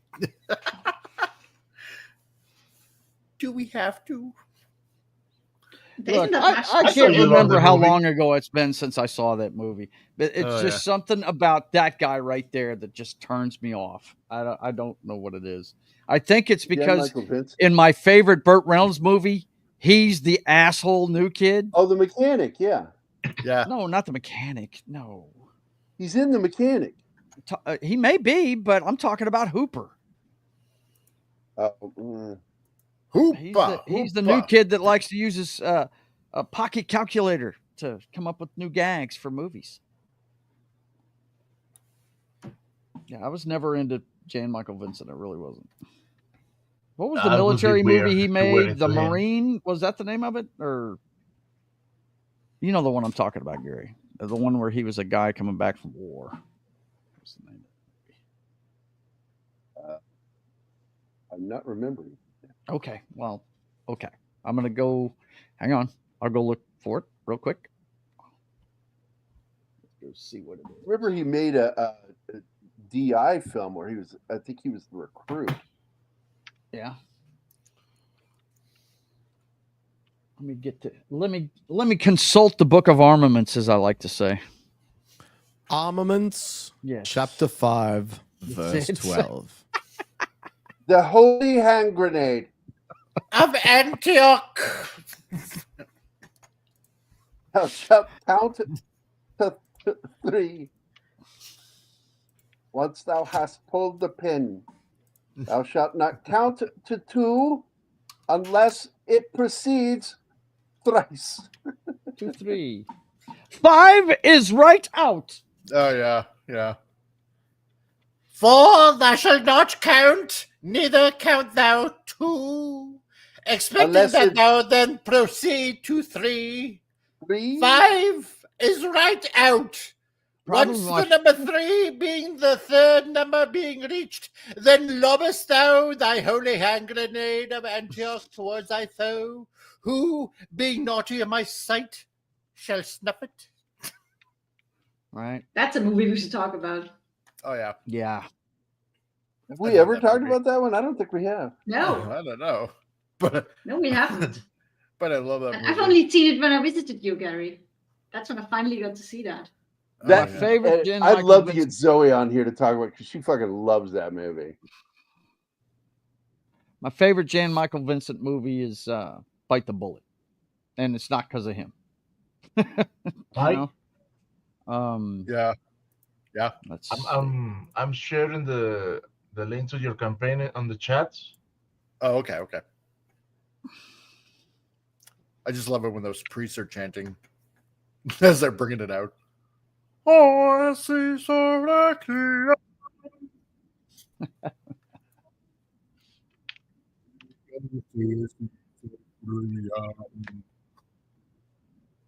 Hey, when did we lose Meth? My PC just went bleep. Okay. It just kicked me out of everything. I wasn't doing anything. Thus it was the holy hand grenade that lobbeth thou out of this lobby, never to be seen again. Baby Blue Marine. That's the one that I'm talking about. A Marine recruit fails basic training and is Yeah, sent that's the home. one. That's the one I just brought up. It's a Oh. DI film. It Okay. deals with the drill instructor. Yeah. Okay. He doesn't come back from Vietnam. Okay. He hasn't gone yet. Vietnam. Yeah, you never come back from Vietnam. Yeah. He never left Yeah, man. Vietnam. He is Vietnam.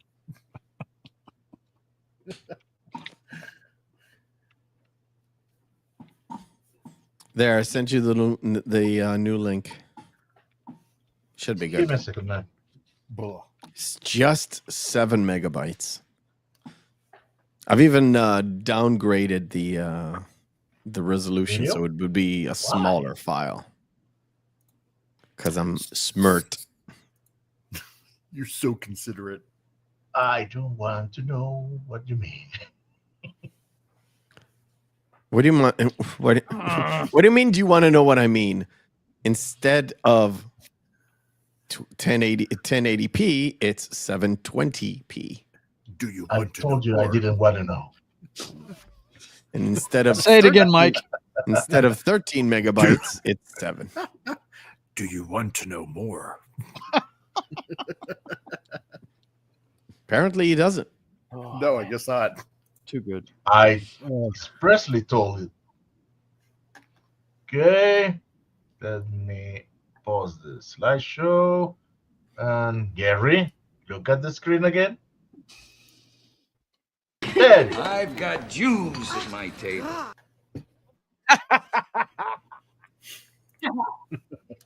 It's got to be as good as it gets, right? Doesn't Yep. down a level. I just love that. You can have that as my intro if you like, because you have stuff for Tim, you have stuff for Zach's. Now you've got something for me if you remember to use it. There you go. Gary won't, but Martine probably will. Oh, Martine will. He'll file that. Probably. Oh, yeah. It just depends, though, Mephisto. He might like the Pepperidge Farm clip better. Pepperidge Farm remembers. Exactly. Oh, my God. Uh, Those of you tuning in for Damnation Alley, trust me, we talked about it.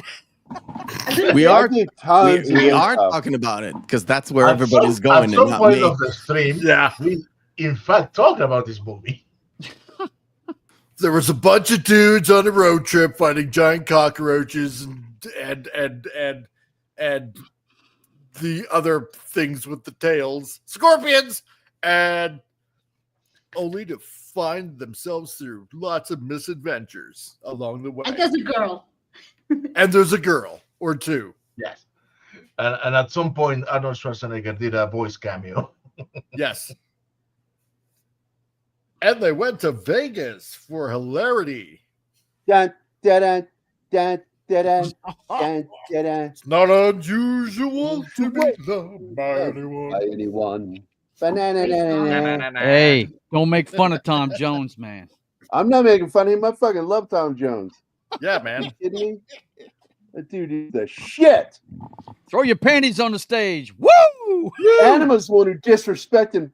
He has too much vibrato when he sings. Yeah, this is the 70s. It would have been Elvis. So.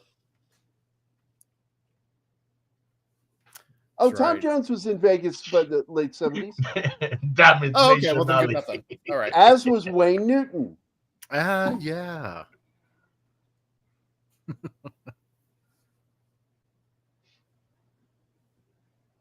Where they have to find the fabled MacGuffin. Not the MacGuffin. Yes. The MacGyver. The MacGuffin. The MacGyver MacGuffin. I want to make a movie called MacGuffin. Oh, where yeah. You never find out what it is that they're looking for. Oh, they're already I made love that. They already made a TV show like that. It's called Lost. That's true. That is correct. Fucking mystery box. Because that's where all the audience was at the end of that show. Lost. What a fucking show. Sorry. I hate that show so much. Because Thank I God. Welcome to the club. loved it so much. Thank God I never started watching it. Oh Me man. neither. Because it starts so good and they have such great acting in it, but then it just Right. keeps going and they keep finding new ways of like hooking you, like different directions. And then when they say, okay, last 2 seasons, we need to start explaining stuff, all the explanations are dumb. It's so dumb and it's so random and it's so stupid. And by the end of it, it's the immortal fight between heaven and earth and hell. I was like, what the fuck you say? The fuck you say? Literally, they thought that they could jam in a modified Job-esque thing. And it's so weird because it's not full on Job. Right. It's And that sums it up right there. You got somebody that kind of represents God and someone that kind of represents the devil, but instead of understanding God's will and why he put Job through these hardships, the devil wins. Oh, for Pete's sake. And also Hollywood should never write anything biblically related because they never get it. They don't understand it. And also, it has nothing to do with the rest of the show. It was just jammed in there, as in, we have no way of going out in. Like, they tied themselves in such a Gordian knot. They literally said, oh, well, how about a sword? Like Alexander. And they just cut the knot. But you can't do that when it comes to telling a story. You can't cut the knot. You have to unravel it with explanations. Whether you do it correctly or not, then, it's up to the thing. But what they did, they just, nothing really matters. Whoosh. God. And that is explaining Lost at a nutshell. Huh. Oh, look. It's me in a nutshell. Yes. Help. I'm in this nutshell. Because if I did, I'd be going, what the actual fuck? Oh, like I said, I hate that show because I loved it so much. A Yeah, lot of I get people it. did. It's like, A lot of people have been trying to get me to watch that forever. And I'm just, no. I've heard too much stupid bullshit about that show. The ending alone would piss me off if I was a fan of that show. Yeah, And there's no enticing qualities of starting a show. It's not that the ending is bad per se. It just doesn't fit with what you were trying to set up. The setup had no payoff, and there was all these extra setups and hook you into the next episode, and then the next season, and then the next season, and the next season, and the last 2 seasons where you knew you kind of need to start unraveling this shit. Yeah, the explanations were dumb. Oh, it was sounds always like what they did to From. Yeah, it was They always started that so from the great, beginning. but then- Why is this bunker here? Oh, it was always here since the beginning of time. What? Why? Oh, the magnetic forces are working this way at this point in time. Wasn't this a Why? Kurtzman production? If No, remember it was a correctly? JJ JJ. production. Oh, JJ, Same right, shit. right. I It's the always same get shit. those two butt munches and confused. So, because they're almost like the same anyway. So, Well, he's the guy that ran Star Trek through Alex Kurtzman. yeah. So And you can into the understand my ground. confusion. So it's like M. Night Shyamalan. Come on. No, because M. No. Night Shyamalan does know how to write. I actually Yeah, do you like know, M. Night Shyamalan. yeah, there's some stuff I do like of his, because it's like it's not quite horror, but it's like right on the cusp of horror, but not quite with some of his stuff. And yeah, not all of them are great, but some of them are quite good. I like my favorite M. Night Shyamalan is Signs and Unbreakable. Yeah, Unbreakable's my favorite. Unbreakable. I didn't Followed see by Signs. Unbreakable, I got it but backwards. Signs I was good. I hate Yeah. signs. The beach wasn't too bad. Where I haven't everybody seen The gets starts Beach. to I get, haven't watched one of his movies in a long time. I really yeah, haven't. it's like Ever these since The guys Happening, do- I have checked out these- of everything these- he's ever done. yeah, these guys go to a beach, and next thing you know, they're like aging rapidly. Yeah. They can't get out. Old. The movie is called Old. Old. That's the name of it. Yeah. Yeah. He's right. It's not beach. It's old, but they are on Yeah. a beach. But yeah, was interesting.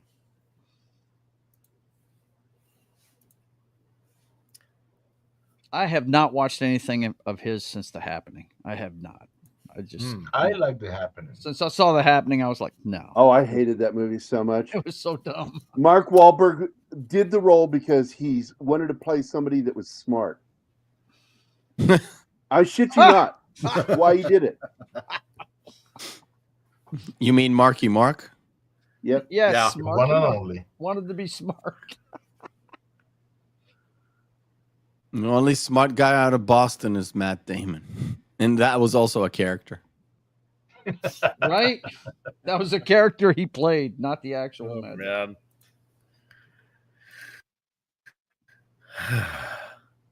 Oh goody. My father's from 98% done Boston, now. and I'm not even insulted by that statement.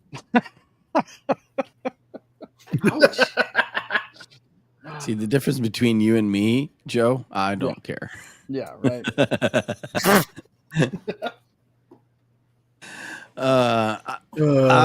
I have the propensity of I can take a lot of abuse, so I'm ready to dish it out.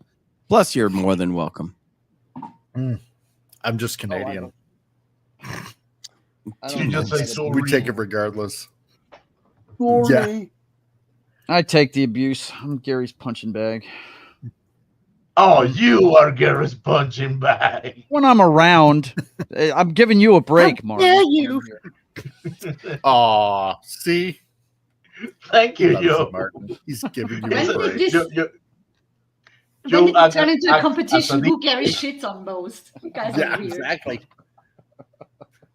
Gary didn't shit on you. He shits on me. All right, I am the Gary species Gary master. shits on me the least. Okay, so I He loves win, you. I guess. What's the prize? What did you win? I don't know. He's like, never gonna stop messing with it's me. like- I was a military policeman, so he'll always. Lack of E. coli poisoning. It's like whose line is it anyway? The points don't matter. Yeah. Yeah. Let's see, where is it?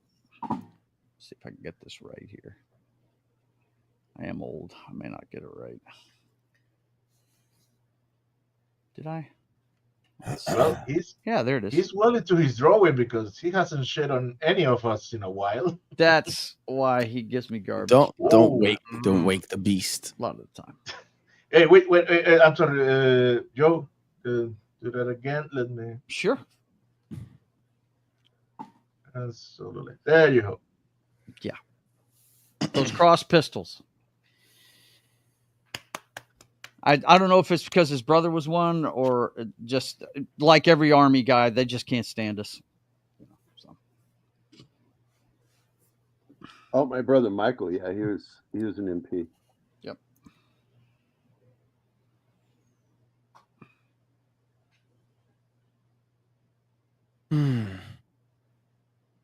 So what's on tap, guys? What's coming up? Actually, trying to finish up doing my editing my Constantine review. Constantine. Mhm. The Keanu Reeves film. Yeah. Uh-huh. Cool. There was a TV show that I know of, but I haven't seen it. Plus, I Yes. don't do It was pretty TV good. show reviews. The TV show, from what I understand, I'm no DC maniac. You'd have to ask Gary and Keith about this, but I do know the actor that they picked is pretty much ripped out of the comic books, right, Gary? That the guy nails the mentality of Constantine, doesn't he? Yep. Yeah, I've just seen the poster of it, and the guy looks like he was ripped out of the comic book. And he Because the acts like it, the too. comic That's my book is point. Yeah. the comic book is Hellblazer, if I'm not mistaken. Yep. And he's not just British; he's like very, very British. Based on Sting, Yeah. and he's snarky as shit. Yeah, and all they got from that is maybe a bit of asshole-ish demeanor, but in an American style asshole-ish is very different from British style asshole-ish. Yeah. So- Very different. Yeah. Okay. Have you not seen Constantine? The movie? Oh yeah, no, I've seen Constantine. Yeah. I've seen the beginning, and then I walked out. We Pretty have. good. Hang on, I'll be right back. Wow. It's pretty good, but it wasn't received that well. It didn't. Well, it NBC didn't didn't want bomb. They couldn't understand why it was on their network. Network. It was on the It big started screen. on you know? NBC. It started on NBC. Oh no, not No. the TV show. The movie. Oh, I said the movie wasn't received very well for some reason. there were those of us that were fans, but it was not comic book accurate. I It- enjoyed the movie, and I knew it wasn't comic book accurate. Yeah. They said they are not doing a straight up adaptation. They clearly said it in like I watched because we already covered it for the big show. They genuinely said, "Look, this is not the full on from the comic book. It's inspired." That's Foxy with the preacher from that movie, Constantine. Oh, right. He also played Otis on. You remember the guy that drank himself to death in the middle of the liquor store? Yeah. Yeah. And we also got his signature. The He Walking plays Dead. Otis on The Nice. Walking Oh, Dead. he's on The Walking Dead too. Yeah. Okay. Cool. My wife's got a shrine to The Walking Dead, so yeah. I goes to see- genuinely she gets every genuinely signature love she that. can get.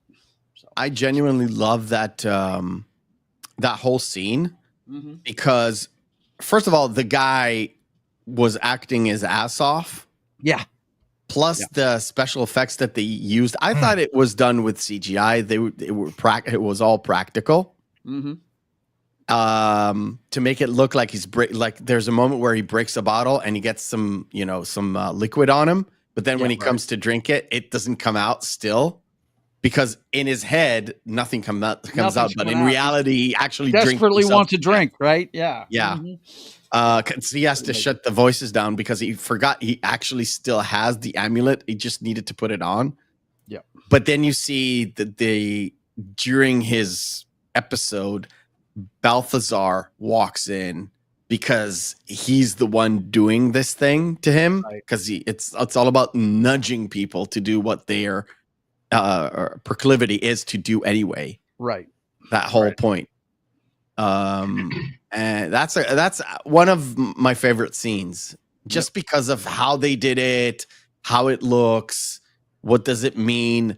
Plus, it's Juxtaposition is that at the same moment, Constantine is talking to Angela, Rachel Weisz's character, and he's talking about how demons and angels kind of nudge humans in order to keep this sort of balance. So they interfere, but they don't really interfere. So it's very much see, that's the difference when you do heaven and hell sort of correctly. And when the conduit, the middle of this whole thing is Constantine. Yeah. Yeah, I dug the flick. I thought the concepts shown there. I love their depiction of hell. I think it's awesome. You know, I loved the mirror thing where the way he used water to go in. That was the way to go in between the planes, and yeah, because it's a universal conduit. Very cool, man. It was cool stuff. I mean, I know it's not comic book accurate, right, Keith? But you know, it's not. Yeah, movie brought to you by the woman who was directly responsible for messing up a majority of the X-Men movies for Fox, which also led to how badly they were able to do the Fantastic Four and Daredevil.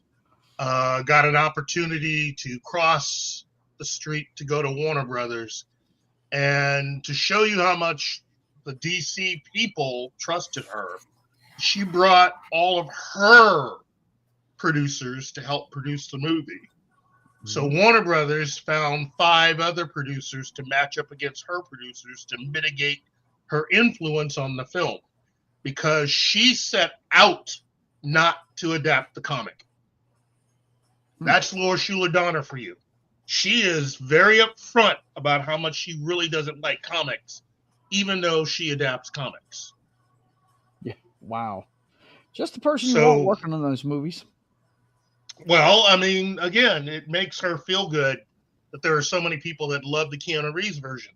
Yeah. In other words, she made no pretense about not adapting the comic and going out of her way to go get Keanu Reeves and to make sure that he was American, which, again, is right up there with the people who decided to adapt Casino Royale and make him Jimmy Bond and an American versus actually doing their due diligence and adapting.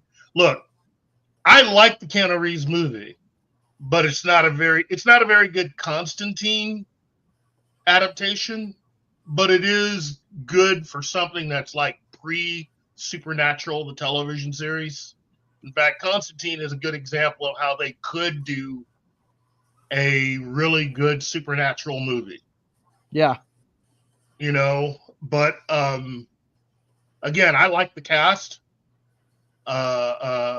Francis Lawrence is really good. I just didn't care for Laura Schuler Donner and all of her producers. And notice, she only brought over those producers that were quote unquote loyal to her. So none of the people who actually knew anything about comics that worked with her on any of the Fox films. She didn't bring any of those people over. She just brought her people. They brought in Akiva Goldsman. Yes. Look at all of the producers. And notice the names of all the producers that Warner Brothers added in, many of whom would become important later on in adapting many of the films that they would eventually, you had people that ended up working on the Dark Knight series of movies. They worked on some of the DC, the better DCEU films. It was a cluster F, and that's part of the reason why it's taken so long to do a quote unquote sequel, and why you had a comic that was not that well known, and you gave it to someone who decided to basically push away any fans that it had. So basically, you're cutting the legs out from underneath the film from the start. So, from my perspective, Laura Shula Donner thought she was hot S and decided to just go right for it and do something completely opposite to challenge, I think, to show how much of a force she actually was. Because, all those people talking about, well, you're not exactly comic book accurate with X-Men and comic book accurate with the Fantastic Four, or comic book accurate with Daredevil. So she decided, well, this is what I bring to the table, and plop. The movie didn't do well, So, but has since become a cult classic. A cult classic, yes. Yep. And again, I wouldn't mind if they did some sort of a crossover between Matt Ryan, who is the actor from the television series, and Keanu Reeves. In fact, Matt Ryan was so good. Yeah, he was. Matt Ryan was so good at being Constantine that there was going to be a Justice League Dark movie. Oh, yeah. I'd love that. I so want to see Zatanna on the big screen, bro. I really do. Guess who was the one that brought that project to Warner Brothers? This I can't guess. Zaslav. These are all the dumb idiots who greenlit Green Lantern and messed up all of the DC films. This guy brought it to these guys. It was Guillermo del Toro. Oh wow. And he wanted Matt Ryan because he said Matt Ryan was that good. He goes, look, if it were up to me, he would be my Constantine for Justice League Dark. And he wanted Matt Ryan because Matt Ryan was that good. Now, I liked the Constantine television series a lot, but it also suffered because NBC, while trying to think of something, which is what I was talking about. NBC didn't know what they had, and couldn't figure out how to make it work. They wanted to match up to what was happening with Supernatural on the CW. Right.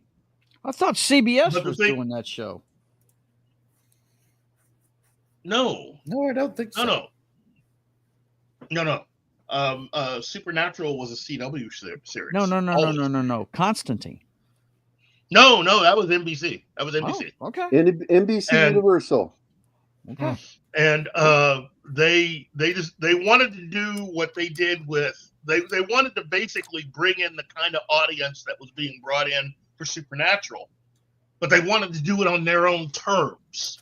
Meaning, we're going to do all the weird stuff, but we're not going to go as weird. We're not actually going to show you anything. And so that's really what killed the Constantine television series, was the fact that it was on the wrong network. Had Constantine been on the Sci-Fi Channel or had been on any cable channel, it would have worked. Because you were dealing with writers who and the thing is they didn't do all the episodes. Constantine was canceled, I think, officially after the second or third episode. And so they ended up stopping the series at the halfway point of where they had it. Had the series been allowed to go for the full series order, one of the things that they were going to do, one of the characters they were going to have, because they had already introduced the character, I think, in the third or fourth episode, you were introduced to Jim Corrigan, and they were going to kill him and have him become the Spectre. Oh wow, that would have been cool. Yeah, I mean, they didn't bring up the Spectre again till the Crisis on Infinite Earths crossover on CW, right? Well, and in the pilot episode of Constantine, there is a quote unquote Easter egg. I think when they get to where he's living, the woman that was with him ends up seeing something on a table which is covered in dust, and it's the helmet of Naboo. Yeah, I was fixing to say, I knew I saw Dr. Fate's helmet in some kind of promotional thing for it. Yep. So, yeah. So these, some of these people that worked on the show were some of the same people who ended up working on Krypton and Gotham, and so you had some people that knew what they were doing, and they had their hands tied behind them because, you know, it's difficult to watch a show that's almost. And in the case of Constantine and eventually Krypton, both shows had some good points and then they had some not so good points. But that was also based on the fact that you were dealing with studios that weren't interested in them actually adapting the comic material for whatever reason. That to me, you're gonna spend all this money and not adapt the material. Wow. Yeah, it doesn't make any sense, does it? I mean, if there's a medium that's anywhere close to storyboards for a movie, it's comic books. All you have to do is treat those things as the storyboards and just shoot the film. What? How hard is it? Well, again, Constantine is one of those things where they could have had it on, even on HBO, but it would be like something that would come on after 8. And that's the other thing. The Constantine television series, I think they had one showing that they had around 7 o'clock, which surprised the heck out of me. Yeah, that was way too early for that show, wasn't it? That is way too early for a show like that.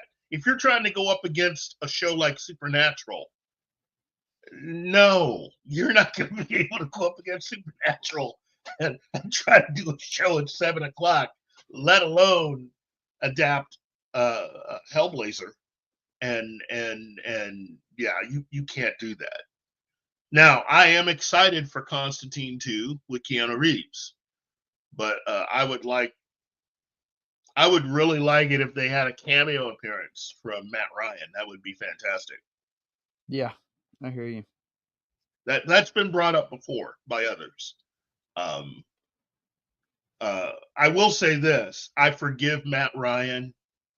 When the show went off the air, Greg Berlanti and his people swooped in and picked up the character of Constantine and added him to their leftover show, aka time travel whatever people show, and wrote the character in a very jokey way. And so it was the showrunner decided to make people understand that while yes, this is Matt Ryan, he is playing Constantine, but he's playing a different Constantine than the one he played on the NBC series. You know, he's playing an Arrowverse version of Constantine, so that allowed them to do all kinds of stuff that they did to that character on that show. Yep. And so that's the reason why, you know, I kind of forgive Matt Ryan. It's a paycheck, you know. Yeah, it's a paycheck, man. You know, I don't blame him for saying yes. It's, I mean, you know, somebody's gonna give you like $1 million to have somebody like pour water on top of you, or you get to wear funny clown shoes. For $1 million, yeah, okay, you can pour water on me and I'll wear funny clown shoes. But that's it. You know, yeah, there is a lot out there. There's a lot that fans can be, and in certain cases should be mad about. But for the most part, I see things turning around. Will we get really good adaptations of things? We can save a lot of the comic book related material that Hollywood's been doing if Disney can just basically slow their roll. In my opinion, they're going to have to fire a lot of the producers that were brought in by Kevin Feige. And again, I know that there are people out there that are Kevin Feige fans. And again, I don't hate the guy. I've never met him. He sounds like somebody I could hang with. But again, you do realize that everything you guys believe about Kevin Feige is stuff that he told you. He's like Joe Isuzu. And a lot of people believed him because the movies were good. So you just believe whatever he said. You know, Hey, boss. it's just. Gary. Sorry. Yeah. I have a comment from Tom Baker. I love Tom Noonan. Hey, Bill. Yeah, there was an animated Constantine thing. With Voiced him by Matt voicing Ryan. it again. Yeah. Yep. Greg Berlanti did 3 animated spin-offs from the Arrowverse that he had. There was a Constantine one that he did. There's what was the other one that he did?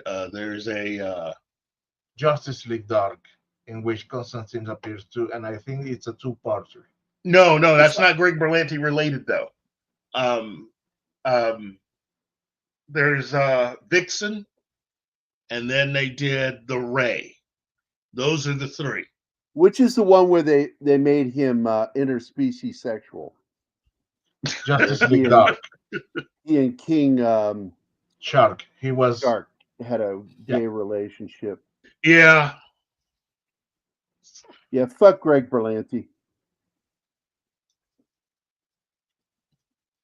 I will say this. You know, I know there are a lot of people out there that like the Arrowverse, and I got nothing against anybody that likes the Arrowverse, but for my money, I have in all my years never seen, well, outside of what Kevin Feige's doing right now, Greg Berlanti is still the king for taking something that he did that was really good and in no time flat, inverting it to the point where it's just bad. You know, Arrow and The Flash were both good shows. I mean, good shows. And, you know, if I had the power to make people forget, I'd say I'd wipe everybody's memory about everything that happened on both those shows after season 2. You know? You know, Arrow's a good show until you get to season 3. And then they started all of that soap opera stuff. That ridiculousness. And then same thing with The Flash, ironically. The Flash was good right up until season 3. And then it's like, it's the same stuff, different day. It's like, oh, well, I didn't know about this. Well, you didn't tell me that. Drama. It's like, what? You don't need all this. What, you know, and then we have to sit through all of the little things they would dangle for fans to continue to watch. You know, they would invite in characters and stuff from the comics, but you got to sit through all the drama that they had. And it's just like, oh my gosh. Oh. All right. Gonna wrap this up. Went over by 15 minutes. I just wanted to finish what that drawing. What? Yeah, we're 2 hours and 15 minutes. So I'm gonna messing go with ahead you, and wrap man. this up here. Appreciate everybody dropping in. I will say that the end of the movie was entertaining, but still a huge letdown. It's very abrupt. It's like they're in danger, and then suddenly they're on shore, and then that's the end. And that town is so not destroyed. It's surprisingly in good shape. That's weird. Well, even though they just survived the flood, horses just running around like nothing happened there. Very weird. Not mutated horses. You're talking a studio and producers that got burned severely because of the Planet of the Apes films, which was the primary reason why George Lucas was able to escape or to get all of the merchandising rights for Star Wars. So, and I do want to point out, and as you heard Amelia say the same thing, that the soundtrack was really one of the highlights of the film. Yes. And that was the best thing about it. It's very reminiscent when you listen to it to Planet of the Apes. Yeah. Which I don't think. Who was the composer for Planet of the Apes? Because it was Jerry Goldsmith, wasn't it? Because Goldsmith did the soundtrack of this movie. Yeah, I think initially it was Jerry Goldsmith. All right, Goldsmith scored the soundtrack, and it really is one of the highlights of this movie. Is his soundtrack? It's a really good soundtrack, and I felt that the problem with the film is the film wasn't as good as the sum of its parts, because there are a lot of really good parts, but the film ended up kind of sucking. Now, it was great to me when I was 12, 13 years old, but I learned later that, there was an actual movie. And I've always hoped, because they released a Blu-ray of it not that long ago, that we would get a director's cut. That footage has to exist out there. And yet we've still never gotten a director's cut of this film. Okay, Jerry Goldsmith actually did the original music for the 1968 film.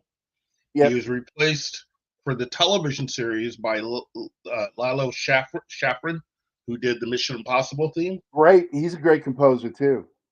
And let's see,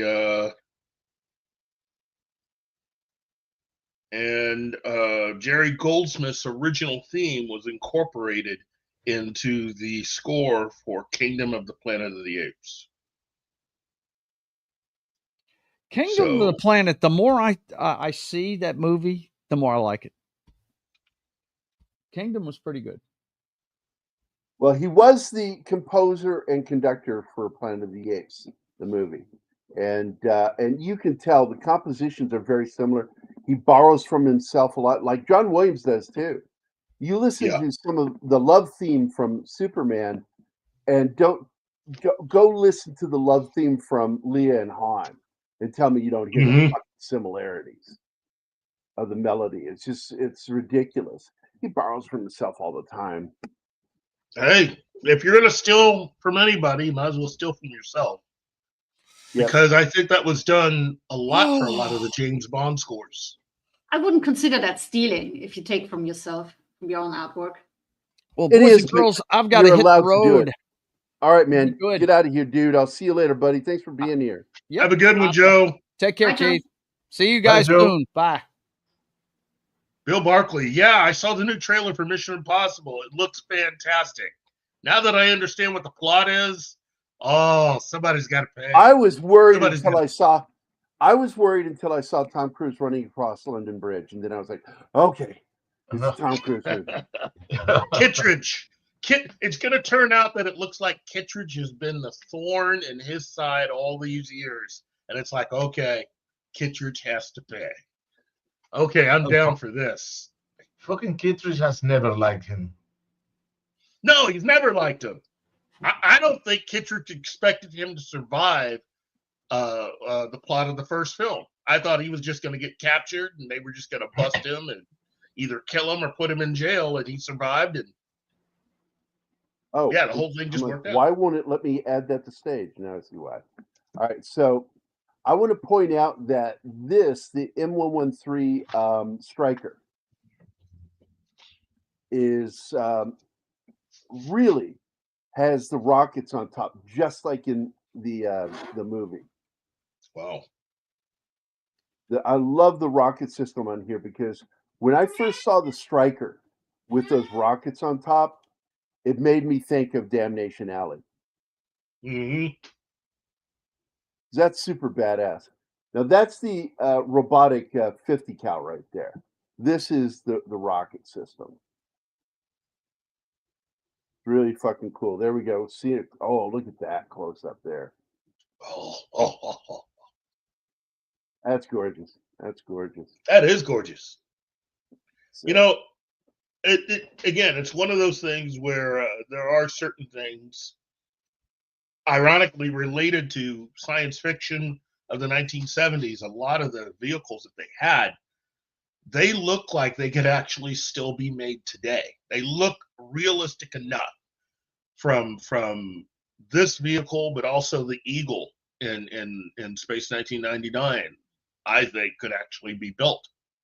You know, yeah. but And what's really so cool about this is the steering of this vehicle is so weird because the way they steered it was by moving the back vehicle, the back portion. It would, the turning system was turning the axis that connected the front section to the back section. And by turning that axis, the connection, by turning it, made the vehicle turn either left or right. How they did it. Because you couldn't steer the wheels.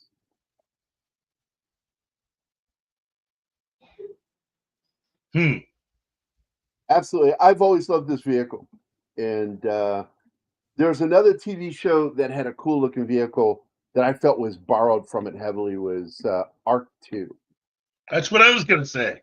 It's a great Saturday morning series. Yeah. Which one? But anyway, what? Arc 2. No, Martin said something. Yes, I was asking the name of the show. Arc 2. Arc A-R-K. and Roman numeral 2. I. Yep. I'm looking for it. That sort of like reminds me of that joke I made about Sean Connery and Michael Caine doing the sequel to Malcolm X and Martin Luther King called Malcolm X II. And the interviewer goes, "That's 12." I don't know if anybody understood that joke when I made it. I made that joke while I was in the army, and nobody laughed at that joke. And I'm like, you understand? He's saying it's Malcolm XII. XII is 12, right? Oh, and I'm like, all you fans, jumbo jets over people's heads. All you people out there that are fans of the Batman should be laughing at that joke. The Batman. Anywho, welcome to the end of the show. Up by Spanish. See you, Bill. Take good care. Gambit, I want to thank everybody for popping in, and Keith for popping in here at the end of the show. I want to thank Snortopoopas Cuber, Bill Barkley, Glenn Fleming, the Comic Relief Crusader, Penny, Tom Baker, Das Wolfen, John popped in. Oh, that's nice. Pope Metallicus, Emmanuel, Keith, Low Spec Linux Gaming, Connie Cleary, Keely Chow, Gambit 1987. Thanks, guys, for popping in. I appreciate it. And by the way, John, if you're still here, Keith, if you can get him a message, if I don't get to say something to him, I tried to logistically figure it out, and I financially can't afford a hotel for the weekend. If it was one night, I could do it, but I can't, and I'm not going to put anybody else out. So I will not get to go to John's wedding, and it breaks my heart because I really wanted to see him prove that he can have sex. Oh my God! Oh man! Casino, Culture Casino, because they're asking, does Culture Casino have kids? I said, well, let's ask him. Hey, Culture, does your dick work? Oh God! He's a buddy of mine, and I'm going to tell him that joke later. That I said that about him. Again, so happy my mother doesn't speak English. And I want to thank Mephisto for popping in here. I appreciate it, buddy. It's good to see everybody. I don't know. Emmanuel didn't pop in today. Connie Cleary, good seeing No, you. Emmanuel was here today. Was she? Yes. Oh, she is in there. I go through them so quickly. I sometimes skip over them. Don't even realize I said their name. But thank you, everybody, for being here. Appreciate it. Look, I gave a ton of information at the beginning of this show about this Yeah. so I could get to the drawing. Please, if you want to know more about this movie, go back to the beginning, especially when it came to the one time George Papard shit on a project that he worked on. He didn't do it when they released it. He waited 2 years and then he opened his mouth and he said what he really felt, that this film should have been good if Fox hadn't interfered. And that's it. Studio interference. It's never a good, well, hardly ever a good thing. I know a couple times where it was a good thing. And you do it too, Keith. But most of the time it's bad. It's bad. Because they're not creative types. No, These guys. they're business. They don't understand story structure. And the reason they changed it is they wanted the focus to be on that vehicle. Mm-hmm. So they could sell toys. Boys. And then they didn't. Because Fox is terrible at merchandising. They're so bad at it, they gave all the merchandising for Star Wars to George Lucas because of Planet of the Apes had hurt them. Yep. And they just figured sci-fi will never be big again. I think they had to bury a lot of that material. Lunchboxes, action figures, all that stuff. They're just like, oh, nobody wants this stuff. They couldn't even. I had a Planet of the Apes lunchbox, by the way. Wow. Because I wanted the thermos that had Cornelius on it. Hey, kids out there, those of you under the age of 40, yeah, back then, our lunchboxes came with thermoses. It wasn't a separate thing. And we're made of metal. That's right. Well, the thermos I had a plastic exterior, metal interior. Oh, memories. It had the plastic around the metal thermos, and the plastic had the printing on it of Cornelius and Zira. So, see, that's why Gen X was so cool, because we carried weapons. No, Gen X is badass because we got Del Monte pudding in a small can that you would peel that metal cap off of and lick it. Lick it, yeah. And sometimes you sliced your tongue. Yep. We didn't complain. We were happy we got pudding. Yeah, got home. Doug and Penny, like, what's the matter? Oh, I licked the Del Monte. Don't lick can tops. You'll cut your tongue. No shit. That's what happened to me. Yeah. That's it, guys. We're going to get the hell out of here. Everybody have a great Monday. We'll see you again Wednesday. I'm guessing the Chief is doing a show tomorrow. Yes. Your lunchbox is a paper bag, right? I've had a few of those myself. Zoe had some too. I mean, when she grew up, she had a lunchbox, but a lot of times I would just make her lunch bags. And I miss those days when I'd make her lunch. I liked making her lunch for her. And then she hit an age where she didn't, kids don't think about the sentimentality of it. She's just like, I just want to eat lunch at school. So I started, in Springfield, Missouri, where Keith and I live, you put money into an account for their schooling. The problem I had with that is they didn't give you alerts when it got low. Yeah. Even though they use your email. And then instead I would get a note from the school going, we had to pay for your daughter's lunch.